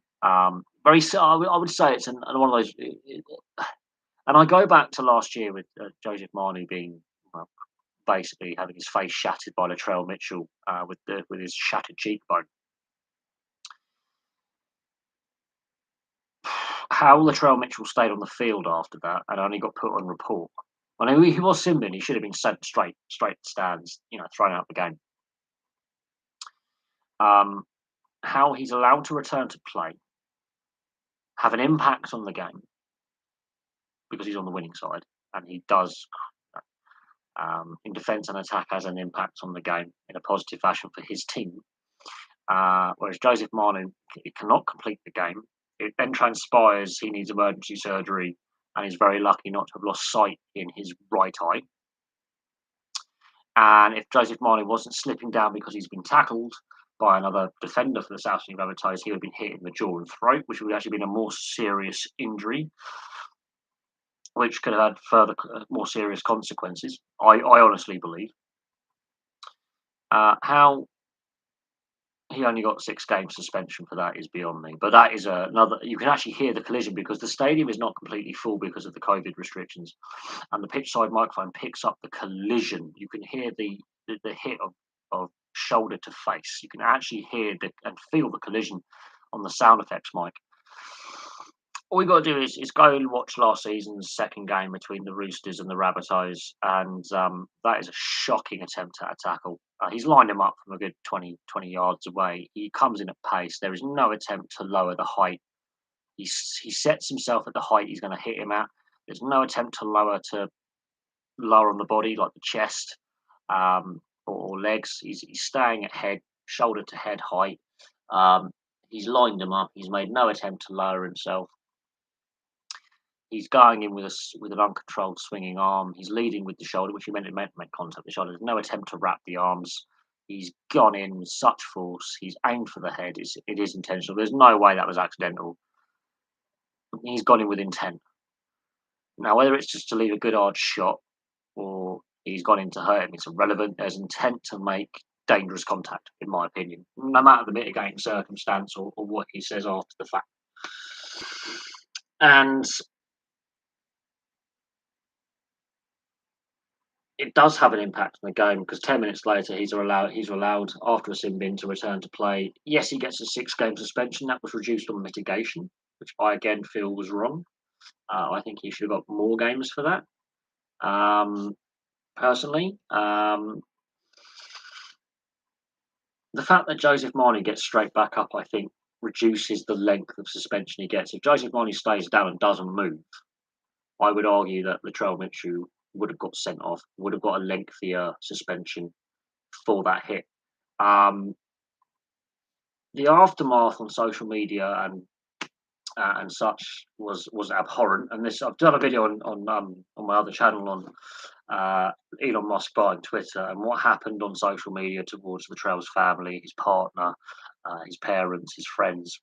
That was unacceptable, and that continued on for months. However, Latrell Mitchell has a track record of getting suspended. I think he got suspended twice that season and once the season before for acts of foul play. I think he was also suspended when he was playing for the Roosters himself alongside Joseph Manu as a teammate, but he's got a track record of getting suspended. Generally, which fan bases are more pessimistic, UK or US? I think it depends on the sport and depends on the position of the team. That's a difficult one. That is a very difficult one. Pessimistic. I don't. I'm not. I'm not so sure. I couldn't tell you. I think it depends on the sport and the team and the situation. Because obviously in European sport, the UK, we have promotion relegation in most leagues. Rugby Union with the United Rugby Championship, there's no promotion relegation. The Premiership, they're trying to ring fence it for a couple of years, and ice hockey, we don't have it. Every other league that teams participate in has a promotion relegation system. So it varies from season to season, with some teams having a pessimistic fan base. It honestly does. Whereas in North America, you know who the bad teams are because there's a franchise system. I couldn't tell you though which one has fan bases because we have so many sports in both countries that are played professionally. It's very hard to say, oh, the whole UK fan base is pessimistic or the whole US fan base is very pessimistic. It's down to the individual clubs, and then you can work out between the individual teams who's possibly got the most. You'll have to look on social media. There's probably surveys being done where people said, we're most pessimistic, or they're most pessimistic or optimistic. I'm more of I wouldn't say optimistic fan. I would say I'm a more realistic fan in the expectations of the teams than I support. Whether we're doing good or bad, I'm more realistic in the teams that I follow. Their chances. I'm a realist rather than we're going to lose again or we're going to win this one. I'm more realist in my fandom of sports. Although I think rugby is safer, I've seen bad hits slowly becoming more common. Yes, there's a reason for that. There's no retaliation from players anymore. You're not allowed to throw punches anymore and have a big ruck or a biff. They've taken fighting out of the union and league. Although in rugby league, fighting is still allowed under international rules. We may see some dust ups at the World Cup with punches being thrown. The no punch rule, an automatic sin bin and an automatic suspension for throwing a punch is a fact. When it comes to league and state of origin play, rugby union again, I think you get 4 to 6 weeks for punching. But because of that lack of retaliation and justice on the field, and because I think they try and put you towards the citing commission in rugby union or the report system with player safety in the NRL and Super League, where you go before the disciplinary committee and you may not get sin binned or sent off. The judiciary is where you end up going. When 10, 20 years ago. I remember Adrian Morley with the quickest send off in Rugby League International, literally lasted 3 seconds. The hit that Daniel Tupou lays out on Ravalawa at the weekend on Anzac Day on Monday, Adrian Morley did the same type of hit against Australia in 2001 in a test match for Great Britain against Australia. Now, the difference is Ravalawa gets up straight away, whereas the Australian, I forget who he knocked out, but the Aussie opponent was knocked Sparko and couldn't continue the game. He was off. But what is interesting is the referee was quickly in there and he's sent. And the Aussie players are more stunned that this is the first hit-up tackle of the game. The Great Britain players are stunned as well, like, what? It's the pace that it happens, and after the match he did say, like, I wanted to put a big shot on the opposition player, whoever got the ball as the first receiver, and I wanted to make a statement. I got it wrong. Adrian Morley had a fair few suspensions and got involved in a fair few punch-ups in the NRL and the Super League in his career. He was a hard-nosed player. Off the field, he was a gentleman, but on the field, he was a bit of an animal. The thing is, when it comes to head contact, they're not being consistent in the application of the rules. And we've seen a lot of referees criticised for not being consistent in their interpretation, and the inconsistency from game to game, and the inconsistency within game, and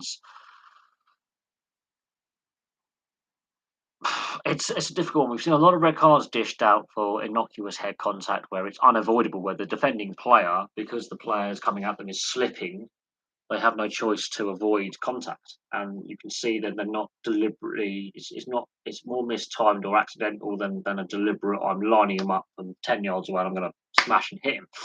Rugby league, some of the sin bins, especially in Magic Round last year, which was just shambolic. There is an inconsistency from on and off field officials. We've seen. The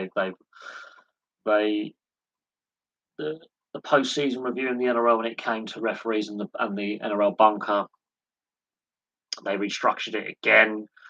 They gave out new instructions and what they're cracking down on. But a lot of fans were like, let's bring back the biff. Let's allow players to settle scores on the field.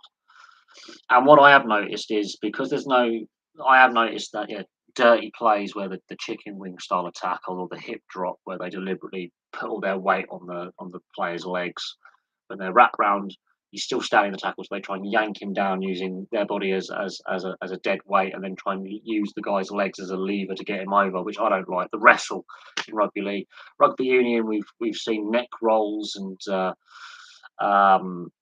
not entering a ruck without wrapping your arms and leading with the shoulder. Dirty clear out there. I've seen eye gouges, biting incidents. There are some niggly little dirty plays that are getting in that are dirty plays, not getting picked up. When you watch as much rugby league, and to a certain extent as much rugby union as I have over the last 5 years, and I've watched a lot of international rugby union and NRL rugby league. I have watched, and Challenge Cup, I've watched a hell of a lot of both kinds of rugby in the last 5 years, more than I did before, actually. You do pick up trends, and I think the issue is there's been things happening. Ellis Genge at the weekend, and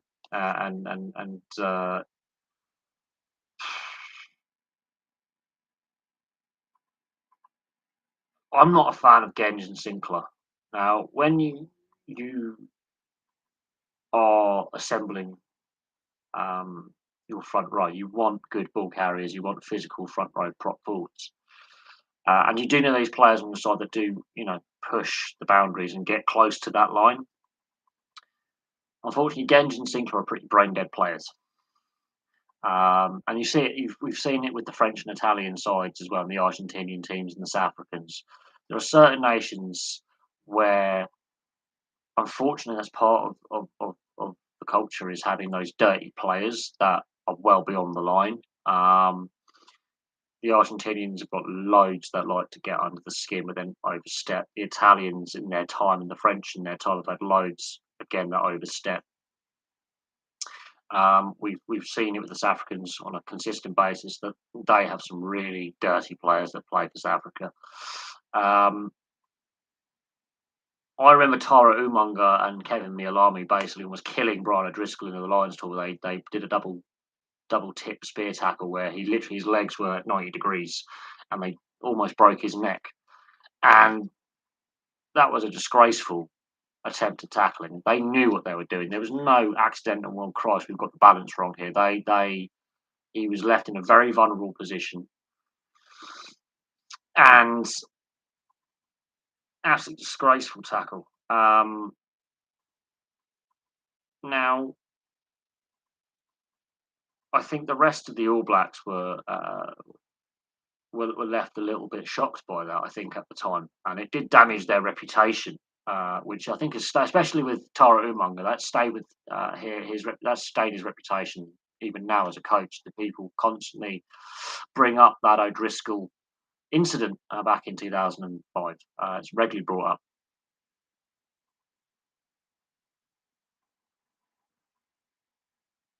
And that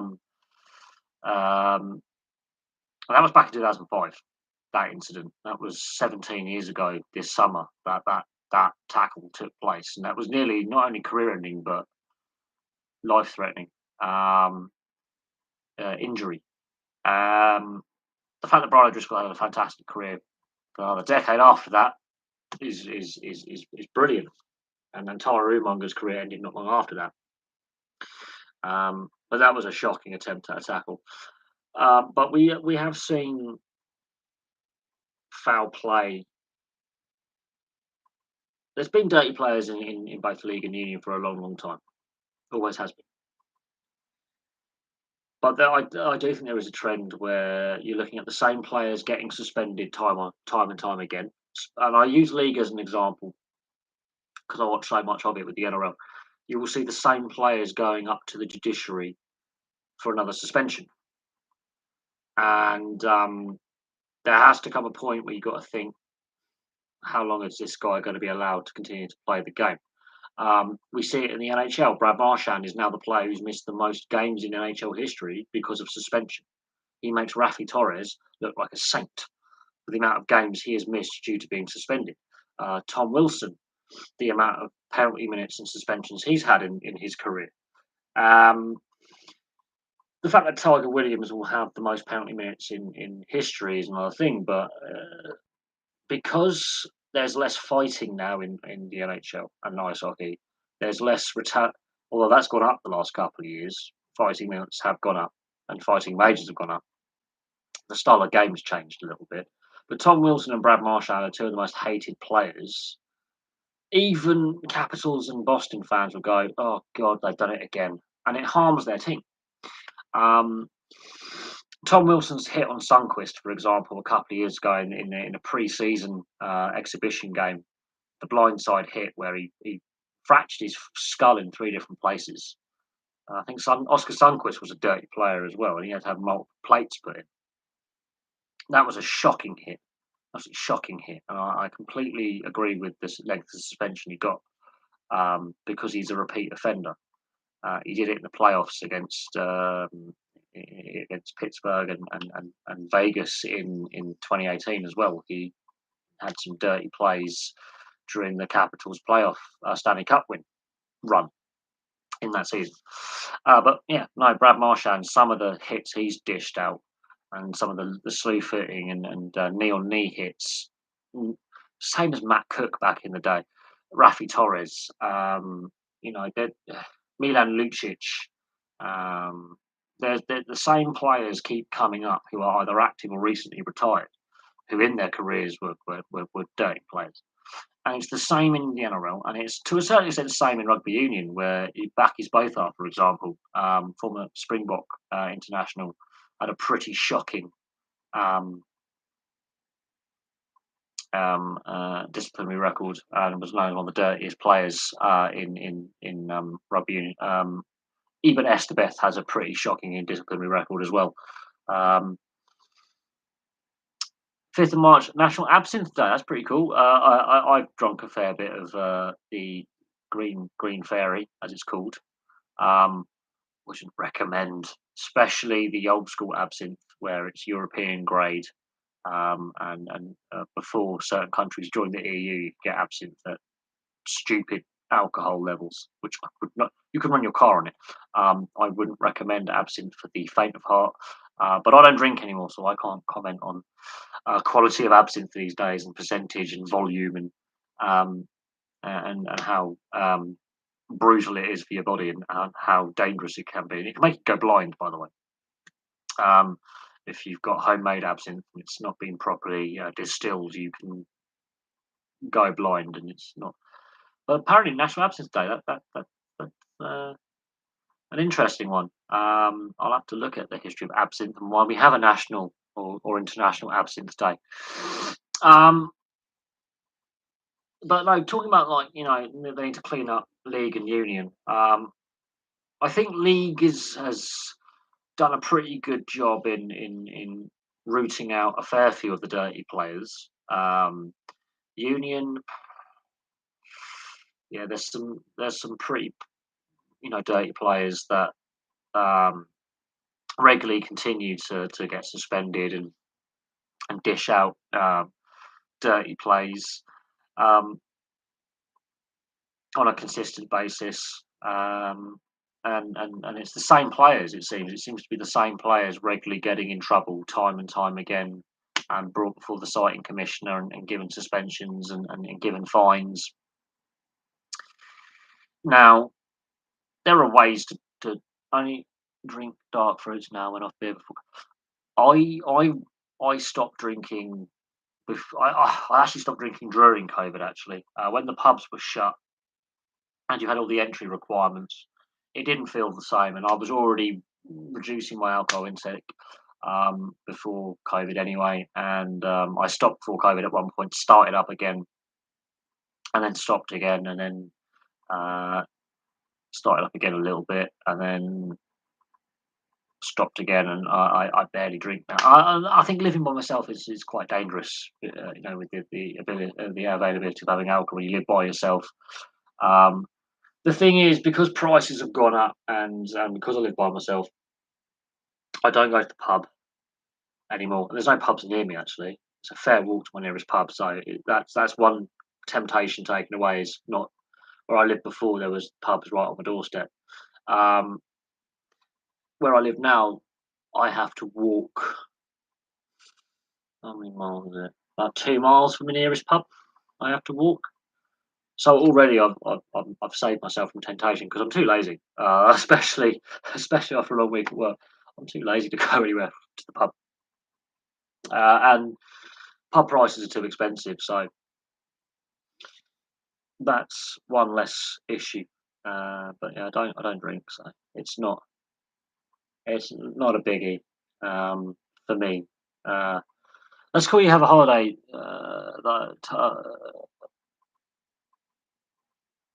That's cool. You have a holiday, man. Nothing you want to celebrate.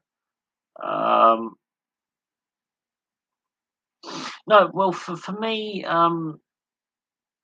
my birthday's on December the 6th, so um, my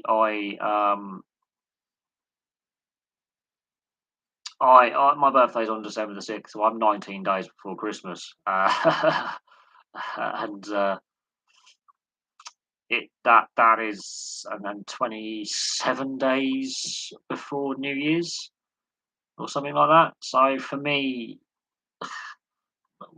years past, I would be pretty much sloshed for 3 weeks. I'll be pretty hammered.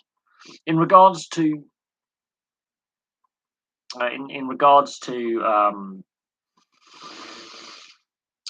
being off work and having holidays and all that. I uh, it's fun. There are special. There is like international days of national, international. Such and such a day or such and such a day. And I think there's some really bizarre special days. Others are more important, like Guy Fawkes, or Thanksgiving, or Anzac Day in Australia, for example, which is their version of Maybank holiday. It's a national holiday, Anzac Day in Australia. Um, and there's a that, and in New Zealand, Anzac Day is like our May Day bank holiday. That's exceptionally important for them, and it's sort of like our Remembrance Sunday. It's exceptionally important. Um, it, it it is to do with the initial landings at Gallipoli in 1915, and the um, the Dardanelles campaign in the First World War, where Anzac soldiers had a significant impact on the campaign, and they lost a fair proportion of the casualties for the Allied side. That's why it's important as part of their national history. And Australia and New Zealand, both countries have Anzac Day as a national holiday. It's a long weekend, basically. It's like Nation Day. It's like Independence Day for the US on July the 4th. Um, it's like the Queen's official birthday, and of course, this year it's going to be her Platinum Jubilee, where we get an extra bank holiday day, Thursday and Friday. Um, it's like St George's Day or St Patrick's Day, St David's Day. What's the Scottish one? What is the Scottish one? I've forgotten the Scottish one now. Um, you know,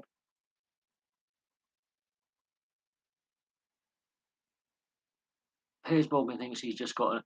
Oh, look, Um, I can't deal with Piers Morgan. That Donald Trump interview is hilarious because Donald Trump goes, "You're a slow." If Donald Trump is calling you a sleazeball, uh, you're a sleazeball.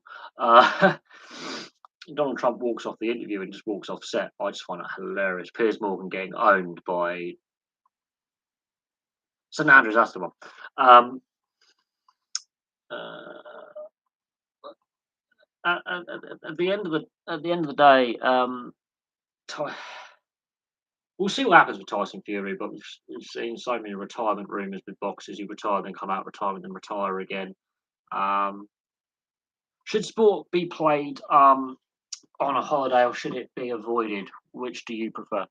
Well, until I think it was until 1960, was it 62 or 68? Until the 60s, football association football was played on Christmas Day rather than Boxing Day. Yes, Christmas Day instead of Boxing Day was the Christmas Day fixture, and obviously that's now changed to Boxing Day. Yeah, which is a big thing in our sporting calendar, is the Boxing Day fixtures when it comes to Premier League and Football League. Um, like the Championship and League One and League Two, we play on the Boxing Day fixture, which is very important, and the New Year's Day games as well. So Boxing Day and New Year's Day, which it used to be Christmas Day, it's different now. Um, uh, Obviously, in Australia and New Zealand, you have the Anzac Day rugby league and Aussie rules matches, and okay, and in some years you have the Anzac Day Test match between Australia and New Zealand when it comes to rugby league. Um, Whether and some years the Grand Nationals run on the Easter weekend. Um, should sport be played on holidays, or as you would call vacation day? Well, yeah, national holidays. Because your definition of holiday is different to our definition of a holiday. When I am on a holiday, like now, that's vacation from work where you take time off, and that's you booking time off from your employer. Whereas national holidays, or set holiday days like bank holidays, or national days like Independence Day, for example, where everything shuts down, um, is different. I I I would say, or Labor Day as you would call it in the US. We call it bank holidays here. Um, I would say I'm not against it. To me, it's actually I love watching the cricket Test match. It was traditional viewing in my household on the Boxing Day Test match. When I used to visit my the Christmas period, on Boxing Day, I would ask, could I put the cricket on? Because in England, we were playing an overseas Test series, and the first day of the Boxing Day Test, as it's called, is the opening day of play. Whether we're playing Australia in the Ashes, or playing South Africa, or New Zealand, or the West Indies, I always used to watch the Boxing Day Test, and that is actually put in the international cricketing fixture. Is when England have an overseas Test series, they always play on Boxing Day. Um, I I don't mind um, on certain holidays that sporting events are played. Um, I feel sorry for the players and the coaching staff because they've got to be away from their families at that time, and I can understand why the NHL, for example, obviously has the Christmas week off, and I can understand why that takes place, and that's part of their CBA agreement. But I also understand why in rugby league in the NRL they play the Anzac Day matches and the Anzac weekend. They extend the round of fixtures from 3 days to four, so they spread it out, and they always have the Anzac Day Monday double header, and you always have the same two teams, as in the Dragons versus the Roosters, playing the Anzac Day match at the Sydney Cricket Ground, which I think this will be the last year of the Sydney Cricket Ground being used for a while, and that is a very special match that's always been played on Anzac Day.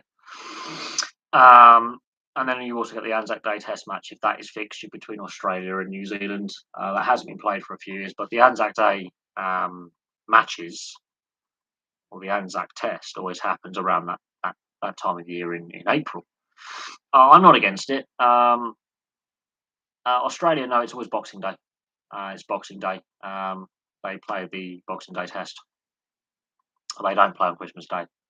No one plays on Christmas Day anymore. It was unique that we played on Christmas Day with our football until the 60s.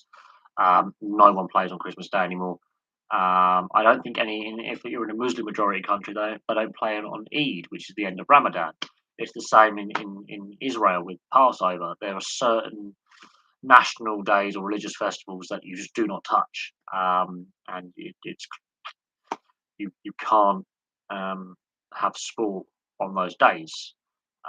Traditionally, we didn't have the Sunday games either because Sunday trading hours, and before the advent of TV, it was always a 3 o'clock kickoff on a Saturday and occasionally a midweek game if teams were playing in Europe. There's a chance that AJ will be held in Saudi Arabia. It really turns my stomach. What's the point? Raise the prices over here. Um, Again, there's been a lot of backlash since the Saudi-led takeover of Newcastle United, and obviously what's happened with Chelsea. Fan pressure, I think, might have a lot to do with it not taking place there. There's been more of a backlash from Amnesty International and other human rights groups, and the term sports washing has been used, and it's been a lot of debate in the mainstream media now about why is there one rule for one horrible dictatorship where we ban them from international competition, but other nations with really poor human rights records we are, sucking up to and giving them a lot of access to our sports leagues and sports teams. I mean, I was watching. What was I watching today? I was watching uh, endurance car racing, GT racing, and it was at a French circuit. And I missed the race last week, so I'm watching the race replay. And there was a motor racing team from Oman. Now, Oman's got a far better human rights record than Saudi Arabia and Yemen and the UAE and Qatar and Dubai and Bahrain, but its human rights record is not as good as it should be. Now, they're not on the same level as Saudi Arabia for human rights abuses. Saudi Arabia is the worst Arab state for human rights abuses and restricting, access to education or um, rights to minorities. Um, Well, it's about the sponsorship. It's about the money. It's about the fact that Saudi Arabia, with the public investment fund, wanting to increase and diversify the Saudi economy, which every government and every public investment company, that every country has a public investment company and a portfolio where they're told by the government we need to have trade agreements, we need to diversify the economy, and every nation has a sovereign wealth fund. Every nation does in some way, shape, or form. We used to put the gold standard here, and try to do with using a gold standard for international trading, or you set up a public company, which is taxpayer funded to be in charge of an overseas wealth fund for whatever reason. Every country is allowed to have that. In regards to Saudi Arabia's human rights record and its current human rights abuses, I think more pressure needs to be done to allow them to have these international sporting events and increase their tourism, infrastructure and things like that, and investing in Western companies. And I'll class Newcastle United as a Western company because it is a company. It was on the stock market at one point. It was public limited. It was publicly listed, should I say? Back in the 90s, it was a stock market brand. Was Newcastle United, same as Man United. They were both stock on the UK stock market in the late 90s, 2000s, as public listed concerns.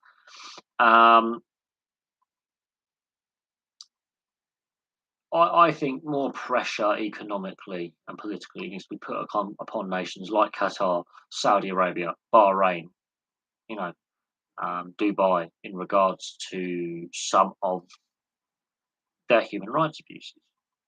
In regards to some of their laws, you have to. A lot of these people are devoutly religious, and their religion that's a cultural thing. With the roles of, let's say, women in society, access to education, and things like that. So we have to be a little bit careful with how we deal with other cultures and nations on that sense. But in regards to how they deal with public executions and public beheadings and mutilations and other things like that, for what we would class as your minor offences.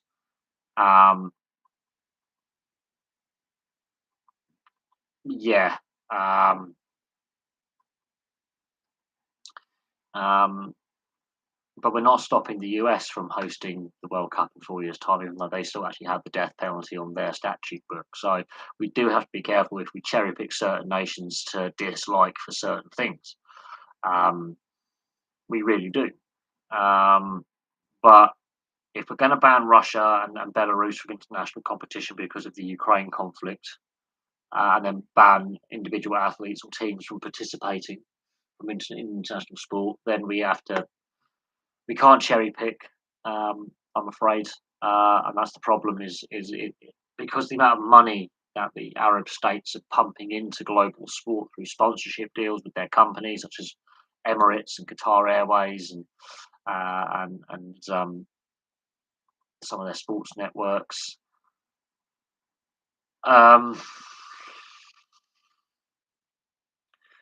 Money talks, doesn't it? Money talks.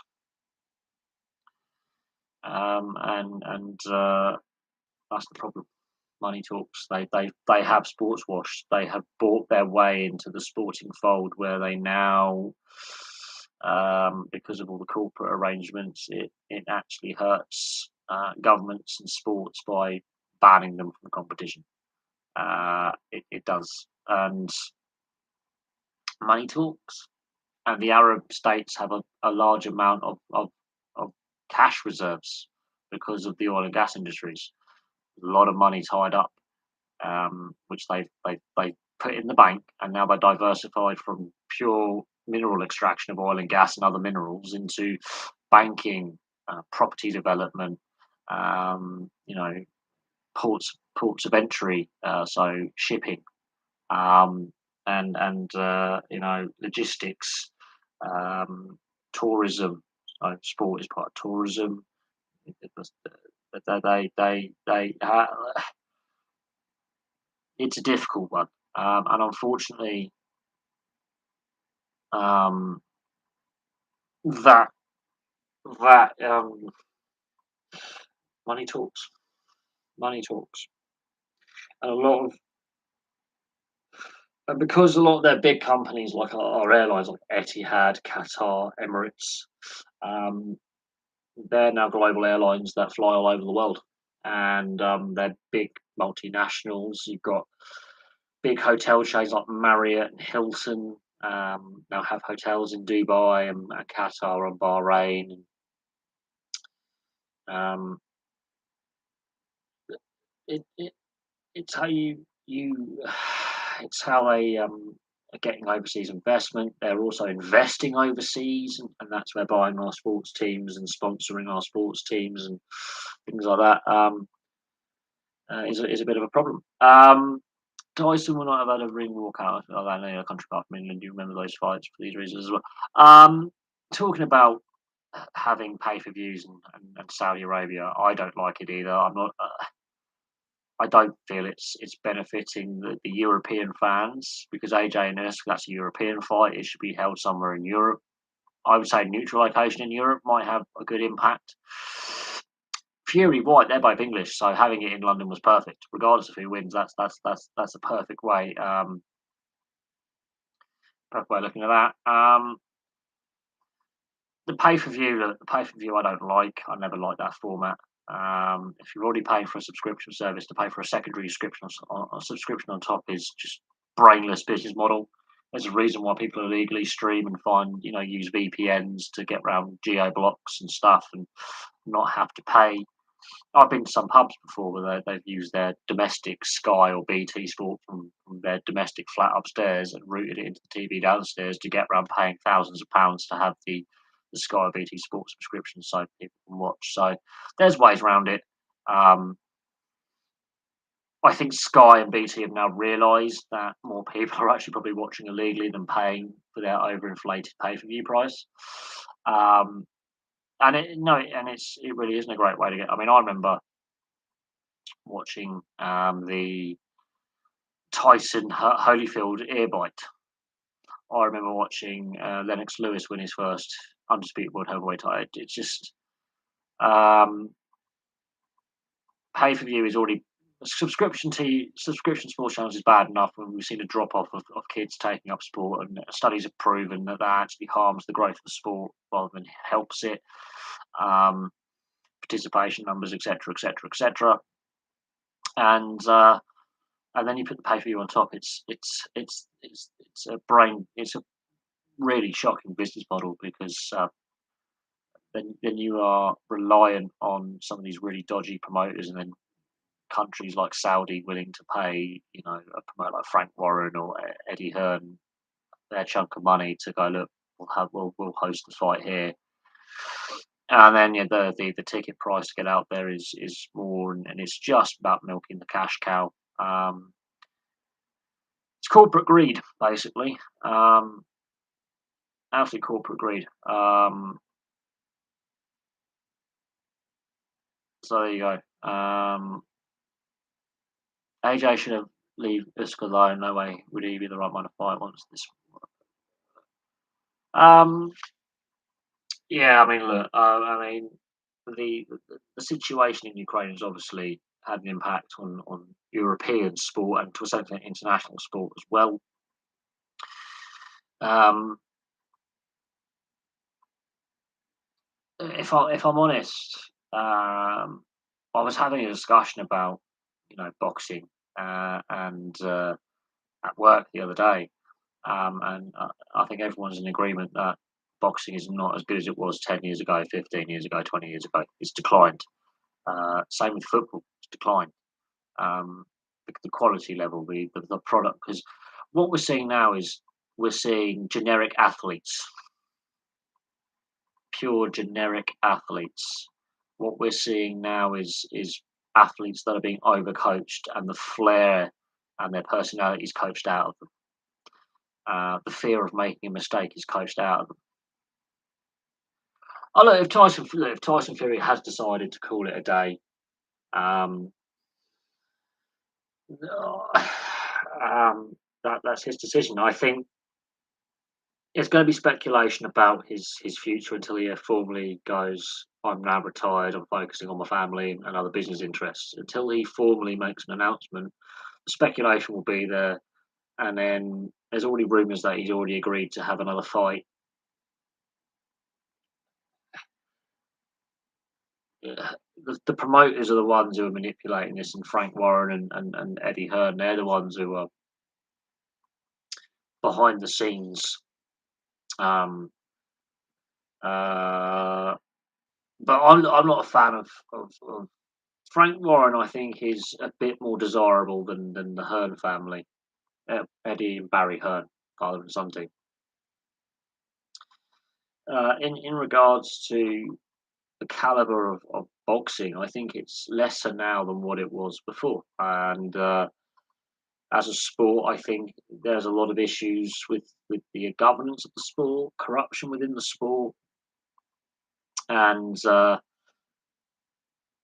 quality of the product we, at the end of the day, see as fans. I think the quality we get at the end of the day is far less than what it was before. As I say, I think they're now pure just generic athletes. Um, and So there is that. In regards to Russian and Belarusian team squad players outside of individual sports, um, the NHL, as I say, and UEFA with players have been very, very coy about saying to clubs, "You've got to suspend this guy's contract or this woman's contract. They're not allowed to play anymore." Um, the NHL is one of those leagues, and the other European ice hockey leagues would be the ones most impacted if um, league registrations and visas are suspended. Um, as I say, some of the best NHL players and some of the world's best players are Russian in ice hockey, and they sell the products to a wider audience. And they are superstars. They are the Maradonas. They are the Messis, the Ronaldos, the Pelés of their sport. You know, Ovechkin and Malkin and Kuznetsov and Svechnikov. Carolina Svechnikov, not the Jet Svechnikov, because he's not as good. These, the Vasilevsky, the Bobrovskis, these guys are the superstars of their sport. Um, and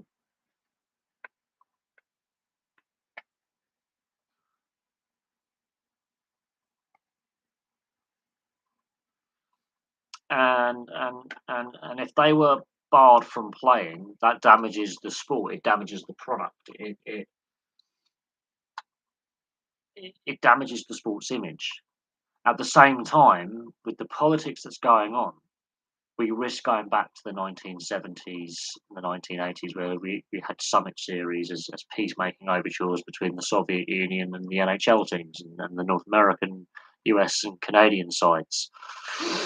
Um, and But the NHL, the statement the NHL gave earlier in the season, a couple of months ago, was like they've been very vague. They said we're not going to suspend or kick the players out of the league. We'll wait and see if the US and Canada withdraws visas, and then we'll get to that issue. I wouldn't be surprised if the NHL has gone to the State Department of the US and the Immigration Department of Canada and said, look,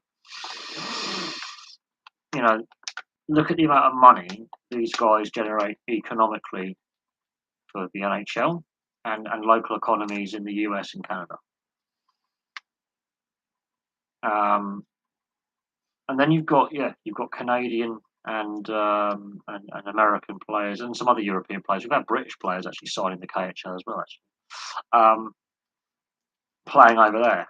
And the US and Canada, amongst other countries, have told their nationals to return home as soon as they can. The Foreign Office advice says don't travel. Now, my neighbour Adam, his ex-partner was actually Russian. He spent a lot of time in Russia the last couple of years. And I was telling him, dude, you want to be careful. One of the lads I work with, his wife is Russian. And I'm thinking to myself, it's not, it's not a good idea. It's not safe.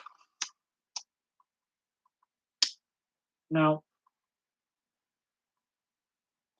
we've seen with that female women's basketball player that she was arrested in Russia a while ago and for drugs offences, I believe.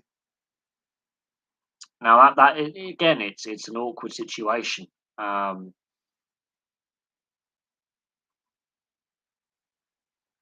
we've seen Russian and Belarusian athletes barred from competition, but when it comes to European football and European ice hockey on a global stage, it's just the international teams. It's not the individual players. Um, Brittany Griner, yes, Griner or whatever her name is. Whether she's still been held by the Russian authorities is another thing, but during a time of heightened tensions, having cannabis on you is probably not the best idea. Um, Especially as it is highly illegal in Russia. It's probably not the best idea to have that on you. In regards to Alexander McGillney and having to smuggle him out with KGB agents like following him around, um, watch the documentary on that. That is ridiculous, and I've seen the documentary on that, and that is really powerful stuff. And it would be madness because as we all thought we'd left these dark days behind until 4 or 5 years ago.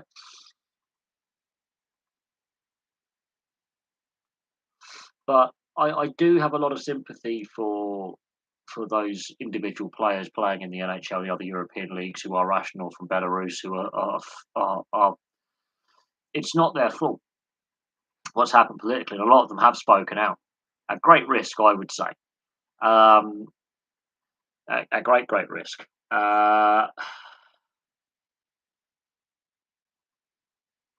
Hmm, it is a plot. The Alex McGillney story, that's the name of the documentary. That it is basically a plot for a Bond film or a James Bond film or another film like Ronin or Heat. It just sounds like an action film plot, but it was real life. And if they actually made a real life film about how Alex McGillney was smuggled out of the Soviet Union uh, to the US via, I think it was Sweden, I think they managed to do it, or Germany. I can't remember where the World Championships were being played that year in 1990. But they got him out.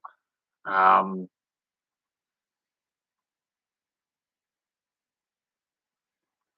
but it was touch and go stuff. It really was. Why? The risk of defection um, and the embarrassment that causes for the regime. Um,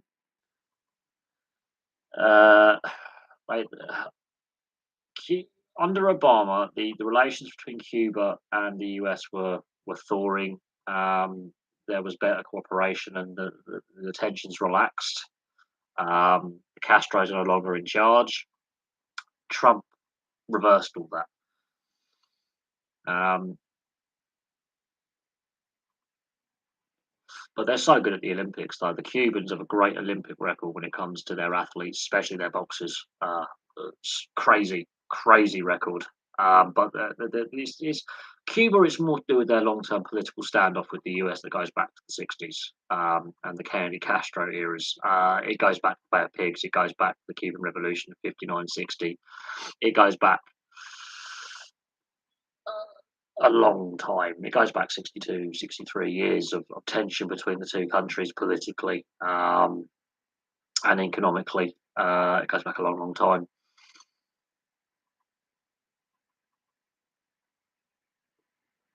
And but a lot of Cuban baseball players and boxers do make a living in the US, and they get special visa and special residency dispensation as part of a soft power relations thing between the two countries.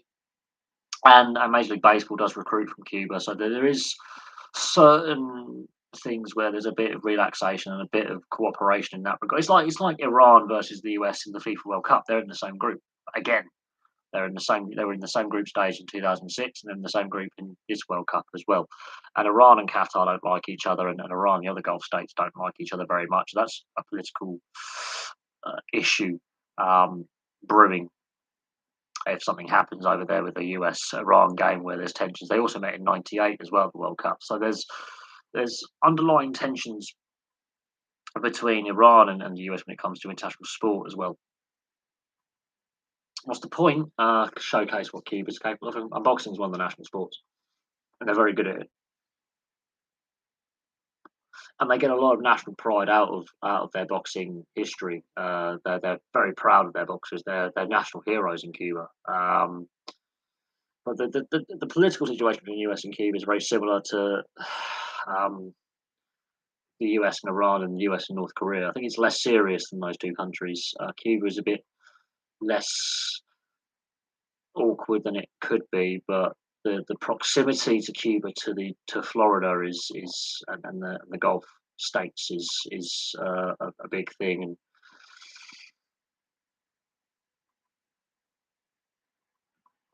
oh God, two nations from the UK and the US and Iran in Qatar. What could possibly go wrong with all four squads getting and the trouble between them with yeah, that could be a political and a potential powder keg if something happens where a player misbehaves or fans misbehave. The Iranians and the Qataris have a very awkward political they're not the best of friends regionally. That's geopolitics, and the US and Iran. That could be a lot of tensions there. What could possibly go wrong in Qatar? What could possibly go wrong? Um, I think that's going to be the big talking point. It's not what happens on the pitch, but what happens off it. Um, Again, if Ukraine and because that is in the international window in the summer with the Nations League games and stuff. I mean, that is plausible. England have qualified. Ukraine want to get match ready before they play a friendly. The issue is if Ukraine qualify, they're in the same group, and that's awkward. But there's a lot of Ukrainian players. There's a fair few Ukrainian players like who play in England in the Premier League, um, and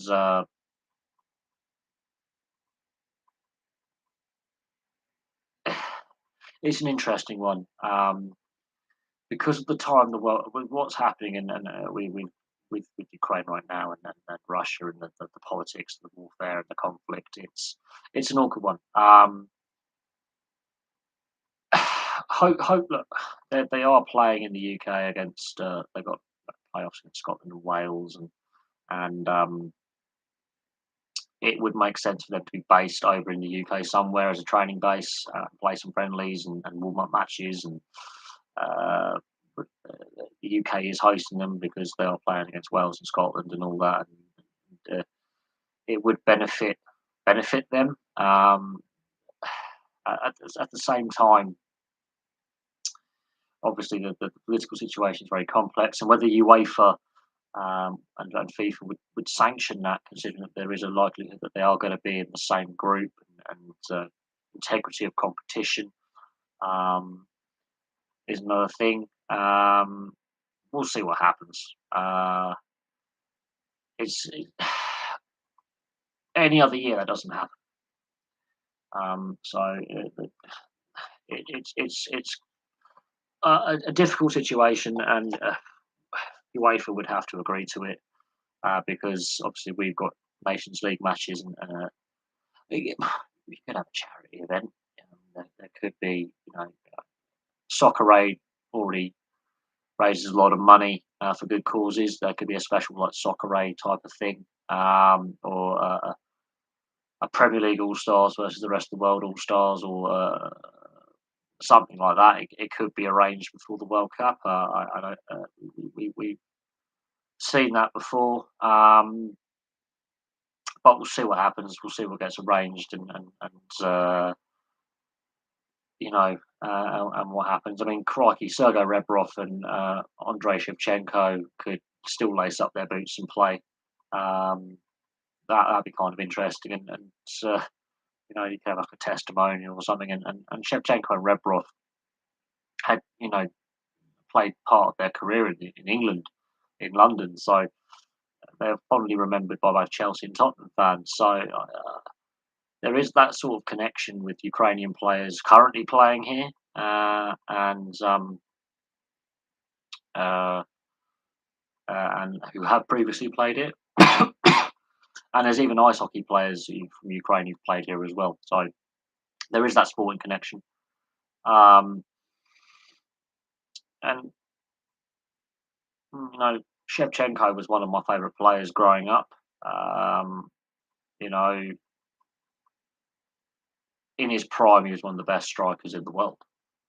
And I remember watching the 2005 Champions League final. I thought he was one of my favourite players on the pitch that night. And he was on the losing team. But he had a decent spell with Chelsea towards the end of his career. Obviously, AC Milan, he was at his peak. The Dynamo Kiev team he was part of with Sergei Rebrov. They both earned their move to Western Europe. Rebrov to Spurs and Shevchenko to AC Milan, and they were brilliant players. And cannot deny that they were. Well, by the time he went to Chelsea, he was a lot older. The pace of the game had increased. He was at the end of his career. Um, I wouldn't say it didn't work out for him.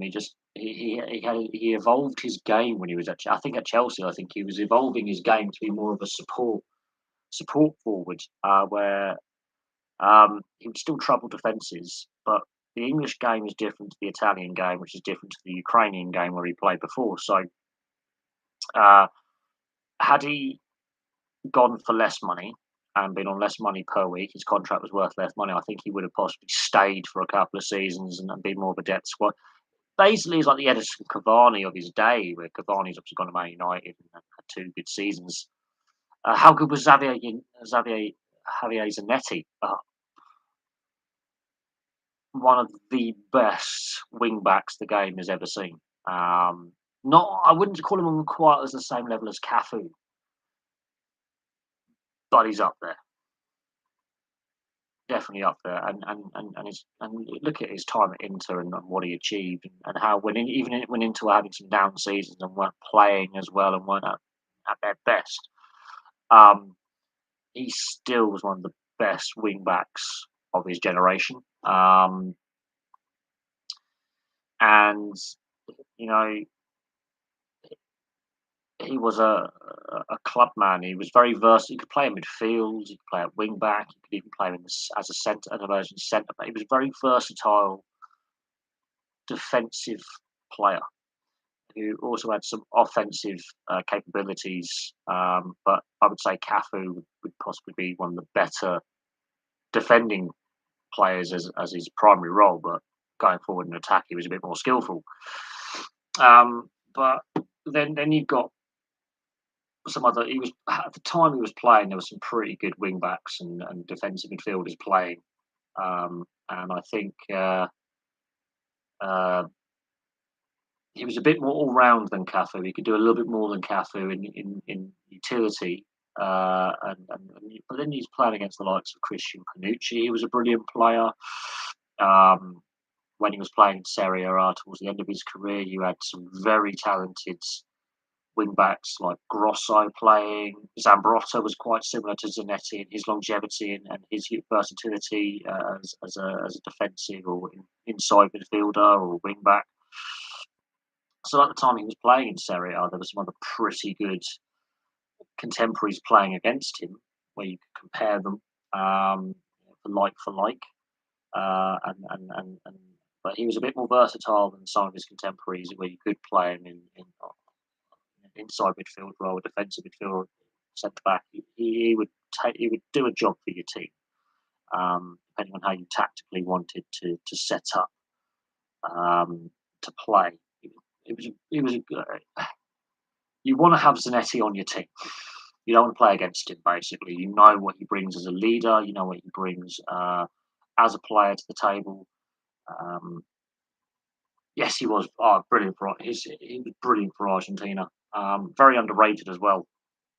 Very, very underrated because players like Crespo, Batistuta, Ayala, um, Raquelme, a young Messi when he was playing, um, stole the show, but he was the glue.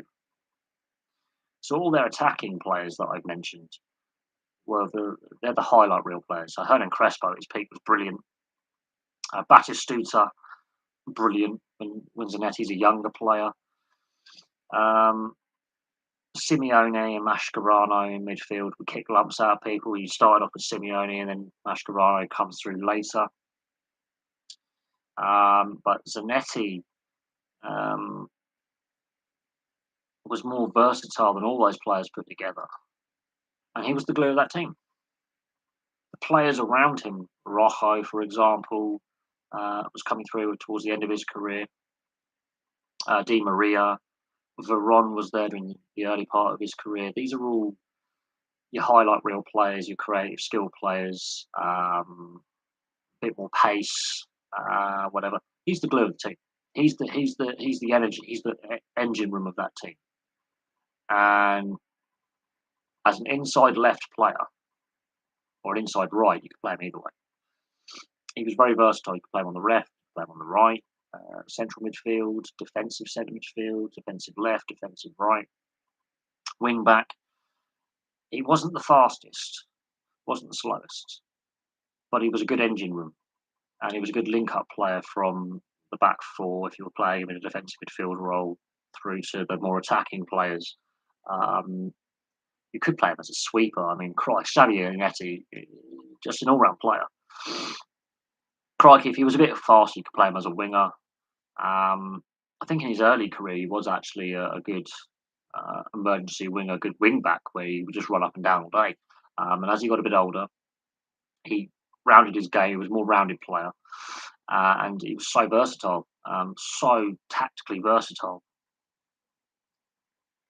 And the same thing has been said about him. Every manager and every coach and every teammate, he is.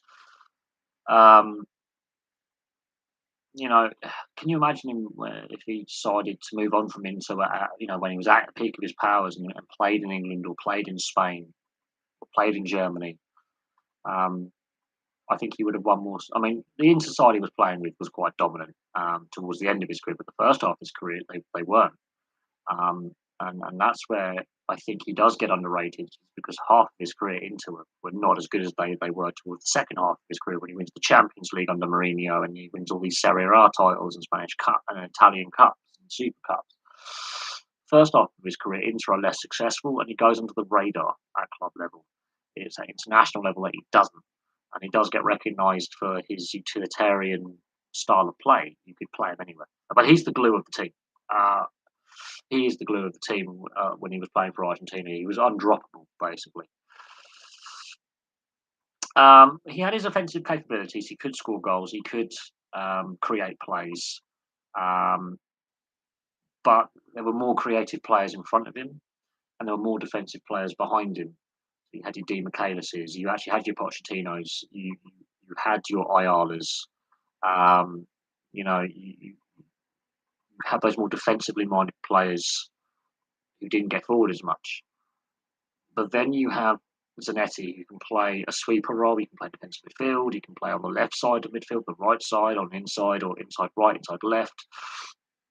You can have him as a right back, a left back, a wing back, and occasionally he played on the wing. You could play him. I think he played every position on the field. In an emergency, if you were like, okay, we're lacking a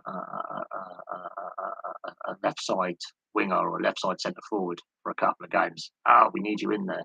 He would do it. Um, he would fill in anywhere, and he could play in any system. Whereas with you, when you've got a Crespo or a Raquelme or a Mascherano, a Messi, a Batistuta, they're suited to only a handful of systems. Whereas Zanetti, any system you want to play, he can play it. That's the difference, and that's why he's under. That's why I think he's underrated. Is because he's such a generic player in the sense when you first see him, he doesn't. He's not physically imposing. He's not tall. He's not broad. He's not overly pacey, but he's not slow. Um, he's not overly creative, but he's got good technical ability. Um, he doesn't stand out as an out and out defensive player or an attacking player. He's your box to box player. He will slot. If you were to name a lineup and Zanetti's are playing as a centre forward for a couple of games, you would be like, okay, fine. He's doing a job. He's up front for a couple of games because of injury or suspension, but he's not going to be there every game of the season. If he's out on the far right or the far left wing, you're going, okay, he's filling a role. He's got a good cross in him. He's good from set plays. You know, he can get the ball in the box. We can create little passing triangles. Yeah, but you wouldn't expect him there for the whole season. But an inside left or inside right defensive midfield, there you go. He's the glue. He's that engine room. He's that box to box midfielder, defensive midfielder, wing back kind of role. And depending on the system, you could be a right or left back, or a left or right centre defensive midfield, or a right midfielder or a left midfielder. You could fill in as a centre back on a short to medium term basis. Riquelme, he wasn't the quickest, but he had a lot of time on the ball, and it was his technical ability. The 2006 World Cup and that Villarreal side he was part of in the early 2000s, he was brilliant. So underrated. But he wasn't the quickest. But it was the pace at which he distributed the ball and his off ball runs where he finds the space to link in with other players. But he wasn't overly pacey. Didn't need to be. His technical ability gets him out of tight spaces. But at the same time, it's how he just, he's not quick. So the defenders would sit off him knowing he hasn't got pace, which is a mistake. You want to get tight to him. You want to mark him out the game by blocking the channels. But when he's on the ball, this is the brilliant thing. Defenders are distracted by your Crespo because Cree was playing alongside Crespo, and you also had Messi coming through into the international setup at this point. A young Messi is getting into the Argentina side. You've got Maxi Rodriguez, who could do highlight reel goals, and was a good winger. He gets a lot of space on the ball because these other more skillful players, because Riquelme was skillful, but pacier skillful players who can make those long mazy runs with the ball, or run at pace off the ball in the channels, make the space for him because the defence drop off because he's not quick. But he wasn't overly slow, but he wasn't blessed with pace. It was his vision and ability. So when he gets the ball, he doesn't have the ball for very long and it's gone.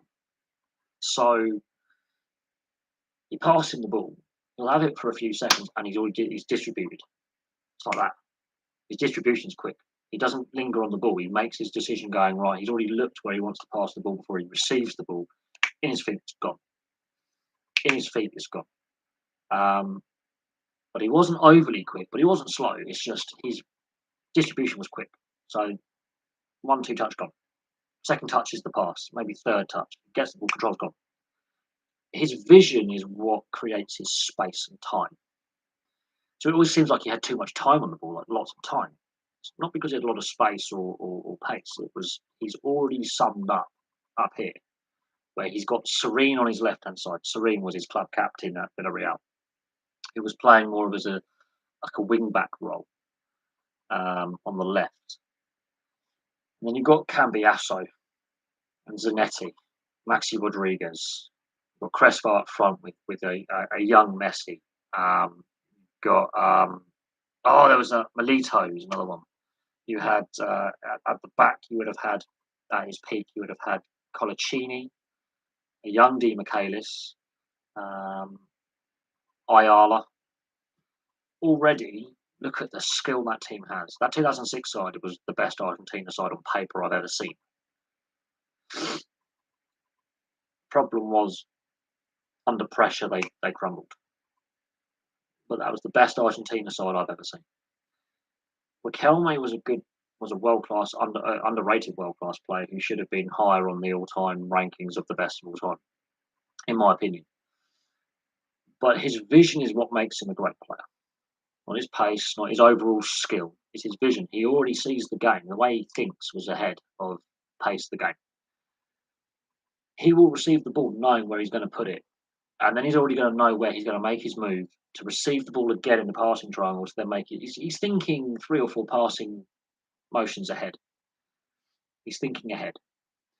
So when he receives the ball, he already knows where his next 2 passes are going and where he's going to make that after he's passed the ball to, let's say, Crespo, Serene, Zanetti, Mascherano, Cambiasso.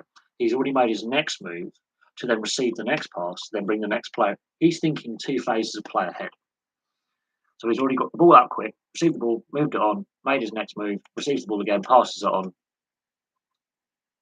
That's how good he was. 2010, Diego Maradona was manager, and they struggled to qualify, and they were appalling.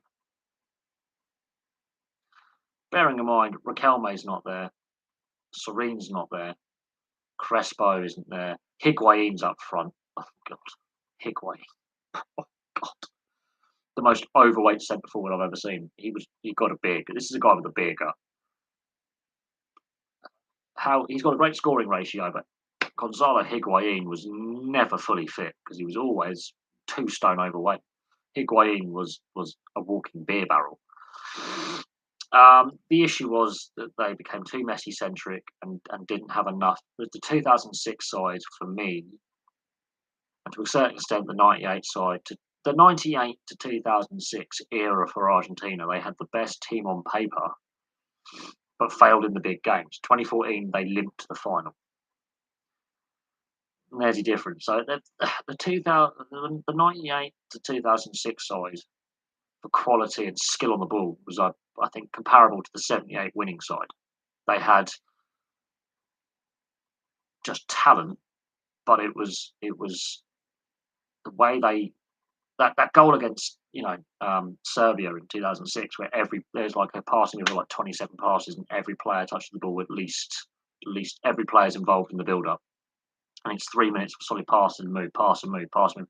But it's not ticky-tack, it's slow pace like Spain did in 2010.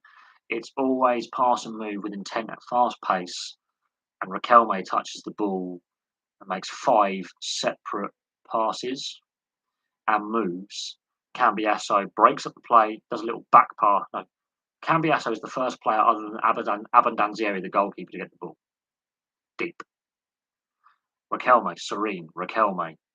Someone else touches the ball. Maxi Rodriguez. It goes back to Riquelme. Another pass. Back to Serene. Another back to Riquelme. Riquelme is Cambiasso and Riquelme are the 2 players that are heavily involved in the move. So Cambiasso gets the ball first, passes it to Riquelme, and then he just disappears. The eyes are focused on Riquelme. Riquelme makes multiple link-up passes with other players. Serene is one of them. Crespo gets involved. Ball ends up with Cambiasso and he slams the ball in the back of the net. And that is possibly one of the best team goals, if not one of the best goals of all time. Ever. The reason why I compare the Argentina side between 98 and 2006 is they had so much talent, that it actually hindered them. They had too many talented players and they left talented players at home, as in they didn't select them. They had too much. They were over talented, basically. There were too many. It was a team of superstars, and it didn't quite transition to the big stage. But in 98 and 2006, they were one of the bookies' favourites to win the title. 78 is a comparable to those sides, that 8-year period. 78. So going back 20 years before 98, that was, they got it right with the talent and playing. Better than 86. I think the 78 Argentina side is better than the 86 Argentina side. And then I think comparable to 98 to 2006. But in that era, they had too much talent. They were too talented. They were leaving players at home, not going to the World Cup. And then there's some players in the squad that in another year don't make the World Cup. They had to make some very tough choices. And did they get the balance of the squad right? I don't know. But I think that 2006 side is possibly on paper one of the best sides not to win the World Cup. You look at that squad in 2006 and you're thinking, how did they not win that tournament? I honestly think that 2006 Argentina side, technically, skill and quality is better than the Italian and French sides that make the final and the Italian side that wins the World Cup. I think it's better than the Germany side that gets to the semi-final, the hosts. I think that is the best side on paper. And I honestly believe this. The 2006 Argentina side is the best side not to win the World Cup. I honestly believe, look at the players on paper, it's better than the Brazil side that went to that World Cup. It's better than the England side, the Portugal side, the Germany side, the Italy and the French side. I think that's the best side to fail to get past the quarterfinals. That is, for me, that's why I think they got so hyped up for 2010 is for what they could have done in 2006 with the players they had selected. However, by the time 2010 comes around and the whole mess that they make of qualification, a lot of those players have retired or are no longer playing international football. They said, I'm retired from international football. I'm focusing on my club game. Da da da da da. But on paper, that was the best World Cup squad. In reality, on paper is one thing, but you've got to win in reality, and it's how in reality they didn't achieve. And so that's called the lost generation of 98 2006 is the generation where Argentina fans were praying in those three World Cups, we're going to win, we're going to win, we're going to win. I think the expectation got to them a little bit as well, and they crumpled a little bit. And then Messi comes along, and the rest is history. Yes, if they turned up on the day and they played their best with what all those players were capable of, yes, they definitely would win on paper. In reality, it didn't happen. The game against Mexico, I think, cost them against Germany that extra time. And Maxi Rodriguez scores one of the best goals at the World Cup ever against Mexico in the second round, extra time. Literally, we almost won the last kicks of the game. I think that Mexico game in 2006 cost them against Germany, where they were so flat. That Germany Argentina quarterfinal was so flat until the penalty shootout, and in the aftermath with the punch up. Yes, it got nasty. But then you got a player like Gabriela Hinza, who used to play for Man United, who decided to try and take on Oliver Bierhoff, the assistant coach for Germany, who is quite a sizable chap. Oliver Bierhoff, the forwards coach for Germany and the assistant to Jurgen Klinsmann. Oliver Bierhoff as a centre forward was quite a physical centre forward. Gabriela Hinza as a I think he was a right back or a wing back. He was a bit of a prickly character and a fiery character, a lot of passion. And Hinza and Bierhoff decided to have a punch up, and then everyone else gets involved. That was quite funny if you're looking back on it. Gabriela Hinza is about 5'8", and Oliver Bierhoff 6'3", and he's wanting to kill him. But on paper, that Argentina side should have swept Mexico aside, should have swept Germany aside, and they limped into they went to two extra times, and I think that did them.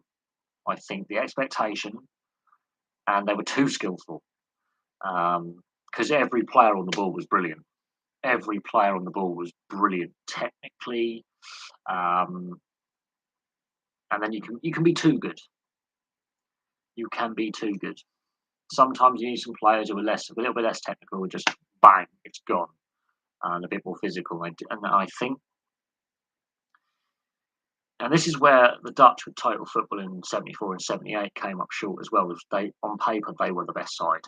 In reality, when it comes to having an arm wrestle, a physical game, an emotional game,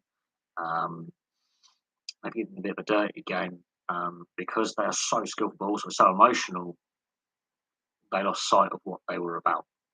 But no doubt in my mind, on another day, if the tournament took place another time, they win. and I think a lot of people would be hard argued against that Argentina side between 98 and 2006. The players they had available, they had too much talent available, and people say they're too good to fail, and they did. In three consecutive World Cups, they didn't win. And the furthest they got was the semi-final in '98. 2002, they underwhelmed with the players they had available, and in 2006, they went to extra time in both their knockout games, and I think that cost them a little bit with the fact that 2006 was a very hot, humid summer in Europe, really hot average temperatures and very humid, high humidity, and they got it wrong. I hope there isn't going to be sympathy votes for Messi and Ronaldo at Qatar. They just hand over the World Cup to them and say it's all going in the first place. I looking at how Messi and Ronaldo have played this season, I think that's going to have a negative impact on how their national sides play if they've not been good. Their form has been dreadful for both. I mean, Messi and Ronaldo between them have scored less than 20 goals put together. Messi's scored only 4 goals domestically for PSG and 9 goals in total on the season. Ronaldo, not much better. And look at the Euros with Ronaldo. He was, apart from all those penalties he took for Portugal, he was poor.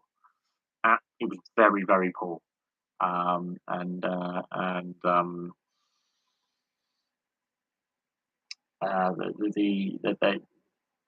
at the moment, yeah. If we're picking national sides on form, they wouldn't make either national side if coaches are actually coaching properly. But fan pressure and media pressure is, oh, they've got to go. It's a good farewell story for them. You want to win, and if that's going to hinder you winning, don't take them. Yeah, but if they have a dirty, violent player and they're getting players sent off and that costs them games, they shouldn't. And Argentinian football's always had that cynical, dirty side to its play. The '66 World Cup, where Ratin, the captain, gets sent off for consistent fouling, and the team was just riled up with cynical intent. Even in '78, they were dirty, and '86, they've always had that spike to their game. Same with Brazil. Brazil, everyone goes, "Oh, Brazil played a beautiful game." Watch the '74 World Cup semi-final between Brazil and Holland. It's one of the dirtiest games of all time. And if that was to happen today, players are going to get retrospectively banned. Um, the Dutch didn't help. The Dutch have always had that dirty cynicism and violence to their play as well, ironically. The Dutch have always had a bit of dirtiness in them. Now, I forget who the Dutch player, I think it was it De Jong or Ari Hart? I think it was De Jong, I think. And Rivellino is waiting for the ball to come to him, and Ari Hahn just gives him an elbow and fractures his cheek. And to his credit, Rivellino doesn't go down. He just goes, all right. And then I forget the Brazilian right back in '74. And he scissor tackles De Jong from behind, like scissor tackles him and tries to break both his legs, and that leads to a punch up. And then Cruyff does Cruyff things, and they win the game 2-0. But that '74 semi-final was one of the dirtiest games in the modern era, as we call post '66. Especially in the colour era of TV. Absolutely dirty. If look, VAR's VAR. The fact that's been allowed to happen is on the VAR officials, which is on FIFA. That's on FIFA. That's on CONMEBOL. That's on FIFA. I think directives are going to be given out, and I, with how the last 2 World Cups have gone with discipline, I can't see that being allowed to go. But no, watch the '74 semi-final between Holland and Argentina. Watch the '78 World Cup, where Argentina play. They have some dirty play in that. You can watch '98 if you want. And in 2006, watch the Germany-Argentina penalty shootout and the aftermath. It gets tasty, and there was some tasty play in that as well. Argentina have always had some Um, yeah, well, I don't think we helped ourselves against Colombia with some of our antics, with Maguire and others getting a bit tasty as well. We played into their hands by playing dirty as well, and then playing the victim. Tunisia are going to set up like Tunisia set up. They're going to be physical. Same with Panama. They were going to set up how they're going to set up. But the Colombia game, South American football's always had that nasty streak in it. It doesn't matter how skillful the players are. It was like Colombia, Brazil in 2014 when they break Neymar's back. Now Neymar is a histrionic, play acting fool, but when the Colombian player physically drops his elbow and then smashes him in the same vertebra and broke his back in two places. Um, I would rather have Argentina over Brazil because even though Brazil has that in their game as well, I'd rather have Argentina's pure hate and violence and physicality over Brazil's rolling around like they've been shot. I would rather have the '78 Argentina side over the '94 Brazil, even though Leonardo broke a guy's head. Leonardo was a dirty player. Leonardo, when he does the elbow and he breaks a guy's head in, I think it the quarter final or the semi final in '94 that Leonardo did his thing, and he was a really gifted player, but he had that rush of blood to the head. Now, South American football, um, you've got the Peru Argentina game in '78, and the Argentinians just properly intimidated them, and the Peruvians decided to go, well, okay, we'll get dirty, and they lost badly, but that was a brutal game. Now, the '74 World Cup semi-final between Holland and Brazil is one of the dirtiest games going at the international level. The 2010 World Cup final between Holland and Spain, Nigel de Jong's kung fu kick on Xabi Alonso. How he didn't get sent off for that is straight over my head. That was shocking. And then what was the one in 2006? It was Portugal. Who were they playing? Portugal Holland in 2006 with the most yellow and red cards in World Cup history, group stage. That was a card fest. There was 22 bookings, and I think was it 2 or 4 reds. Deco is one of the players who gets sent off. Belarus, I think, just gets sent off as well. You do watch Argentina play international games and wonder what's different from club play in Europe. I've watched enough Argentina games at World Cups and Copa Americas over the years. I've watched enough South American football over the years to just go, wow.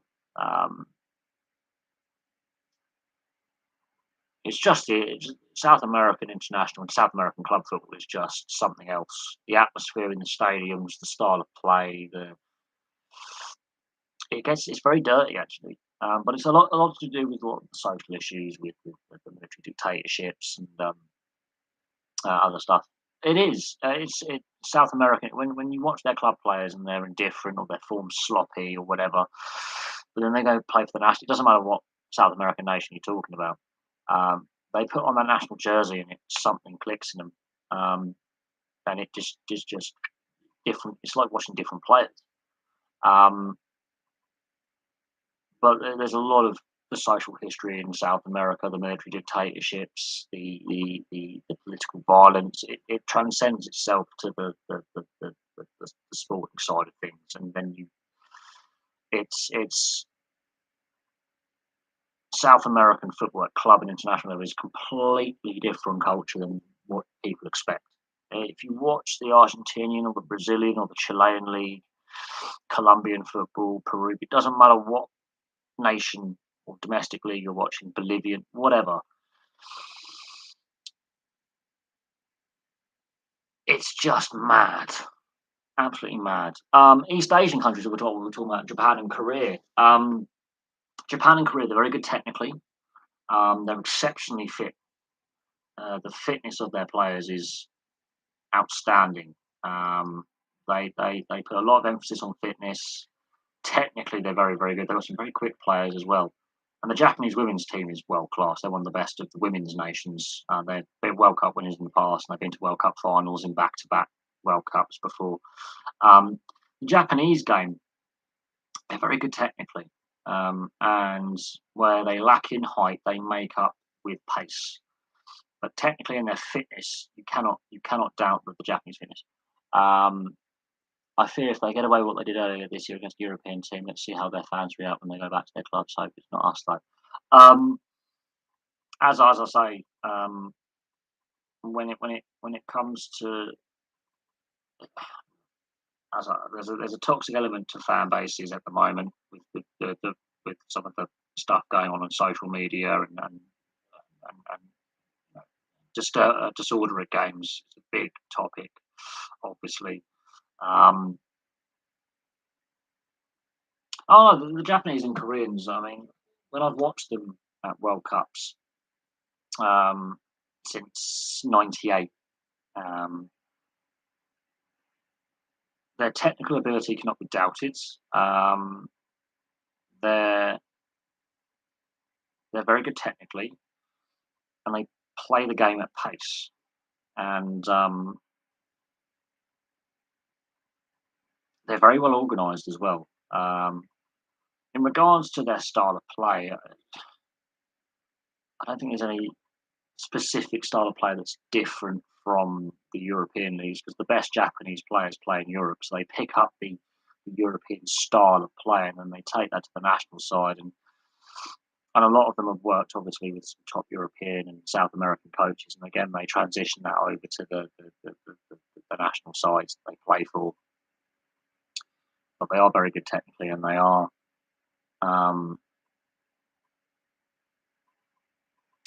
they are very good technically, and the Japanese are a lower average height than the European counterparts. They've got a low centre of gravity, so they're very manoeuvrable players, and they're very technically gifted. And Kazuki Honda is one of the best dead ball strikers of a ball I've ever seen from free kicks. He's a dead ball specialist, and the power he can get into his shots is ridiculous.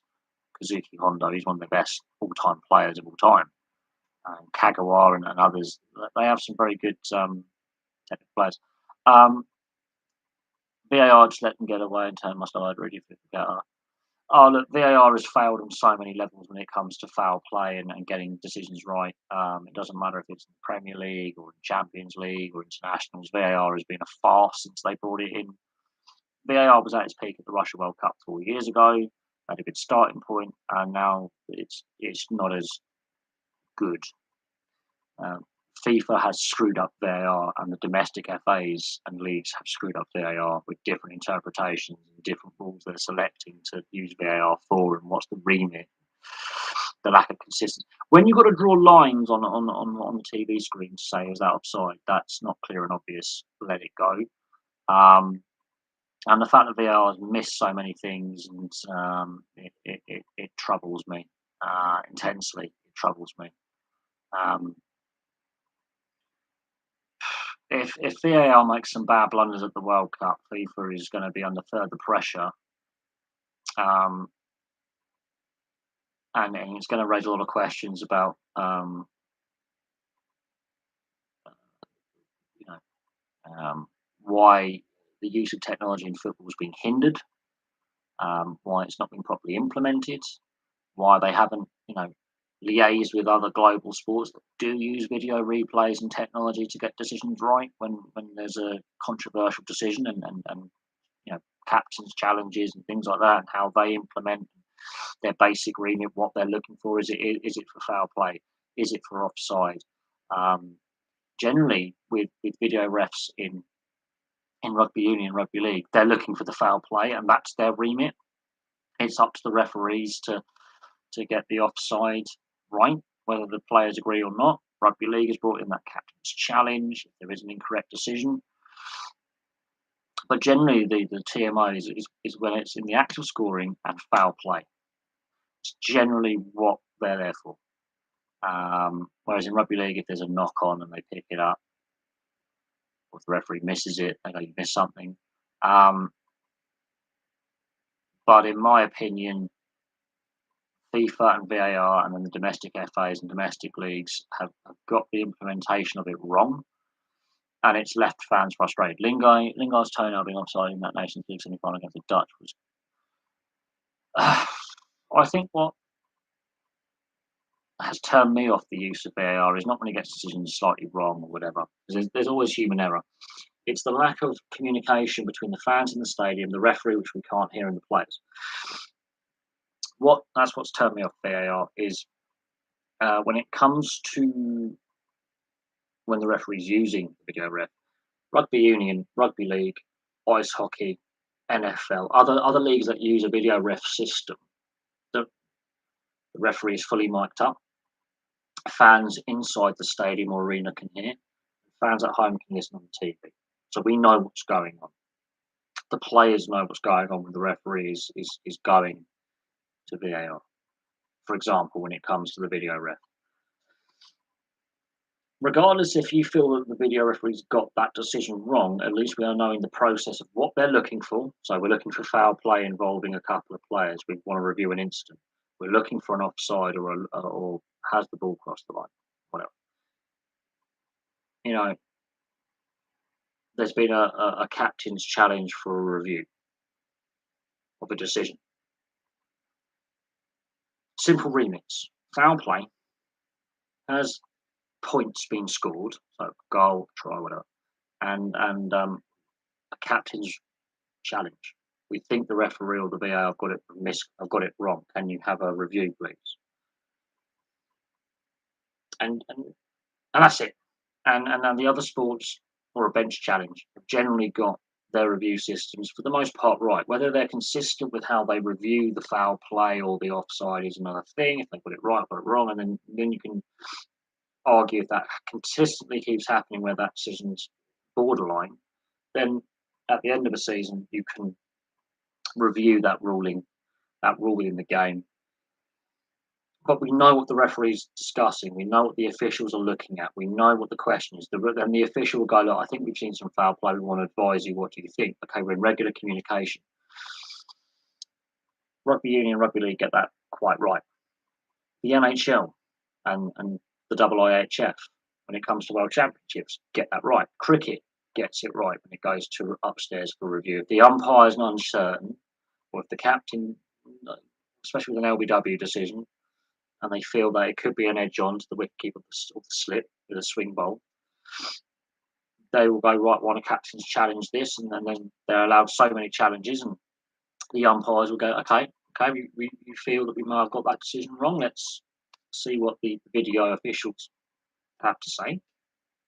NFL, there can be a coach's challenge. We're looking for foul play on the field or an offside or whatever the rule is. Other leagues get it right.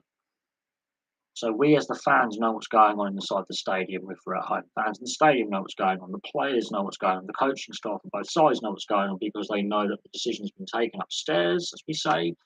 The video officials are looking at it. They're communicating.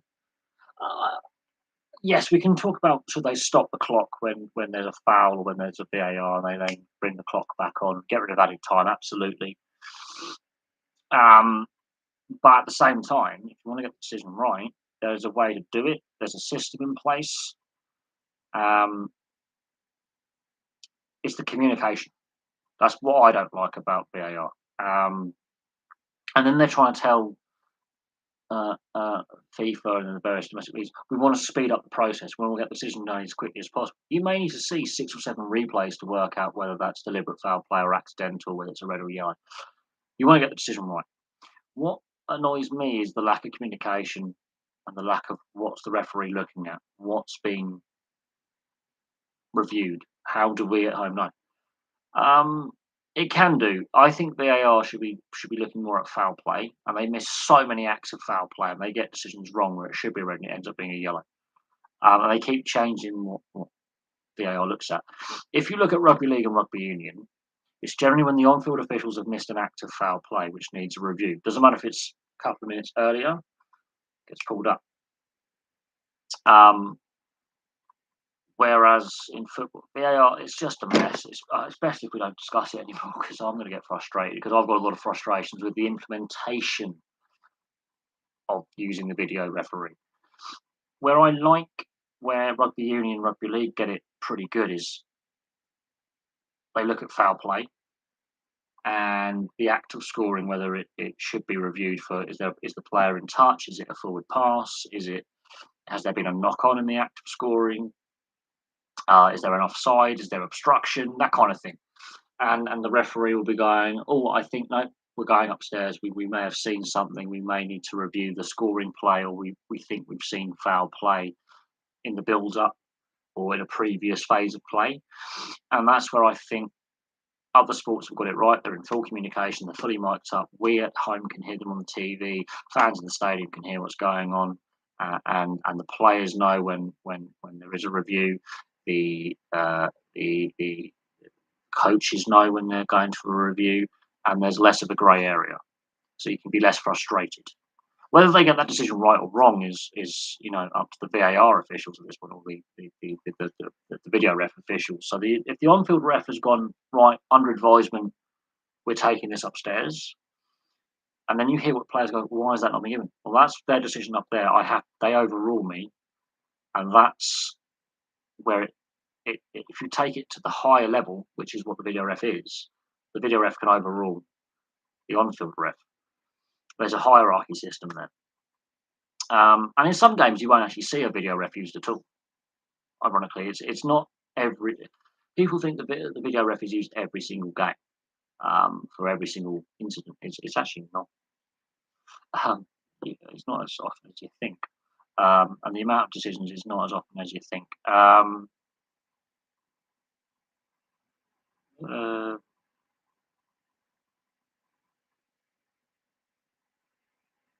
but I think VAR has been poorly implemented rather than does it take the hype out of goals? Because not every goal is going to have a VAR.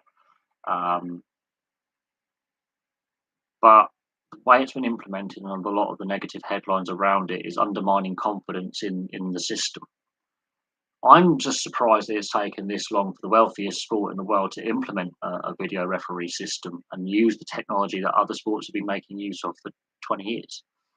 That's what surprises me, that the wealthiest sport in the world globally has taken as long as it has to implement the use of video refereeing technology and assisting the on-field officials when they do miss things. Not just that, it's just a resistance from Sepp Blatter initially, which is frustrating, and the resistance from the governing bodies, both FIFA, UEFA, downwards, for so long for no. I wouldn't say it's just corruption, but other sports have a lot to lose as well when it comes to match fixing and stuff like that, and favourable results. I honestly think football being so resistant and so archaic with some of its rulings and luddite is the term I would use for football. The fact it's been so late in the uptake, and then when they've got it in there, they've made such a ham-fisted attempt of it over the last 4 years is painful. They got it right at the 2018 World Cup. They had a very good basis for a pretty good system. And I think, apart from 3 decisions at the 2018 World Cup, which VAR got wrong, it was a very effective system. There needs to be some tweaks to it and some improvements, but they had a good basis to work off. I've always said that. In the years following, it's become more of a rod for their own back with the implementation and the way it's been implemented, used, and the remit it has and what it's looking for, which has made it a less effective system and a more controversial system. And again, the fault with the implementation lies with the governing body, which is FIFA as the overall governing body, and then the regional governing bodies like UEFA and CONMEBOL, and then down to the domestic FAs like the FA here or the German FA, the Spanish FA, etc., etc., etc. You get where I'm going. And then how each league can cherry pick if the goalkeeper's allowed to stay on his line or come off his line for a penalty, whether they're going to order penalty retakes or punish, or then they can cherry pick which rules they use for VAR. It failed in the A-League Grand Final on the eve of the 2018 World Cup. So there was nervousness going into the World Cup. And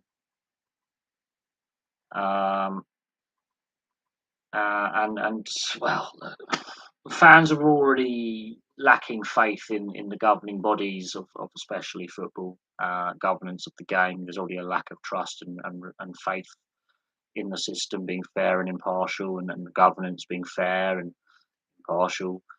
Um, and greed is football's got a lot wrong with it. Where there are other sports with less money available, and they're fighting for every dollar and pound and euro and cent they can make, seem to be more willing to embrace new ideas, new technologies, and improve the quality of their product because they're desperate for every single cent, dollar, peso, euro, pound, you know, lira they can get their hands on.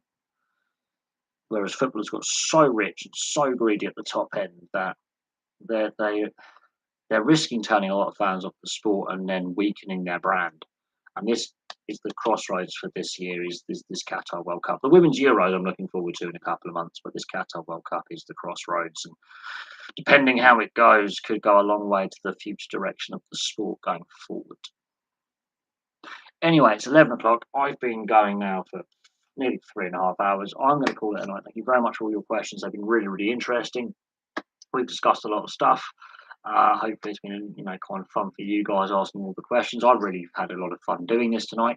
I'll have some more content for you tomorrow evening. I will have some more content tomorrow evening. I've got a very busy couple of days ahead. I've got a lot to do.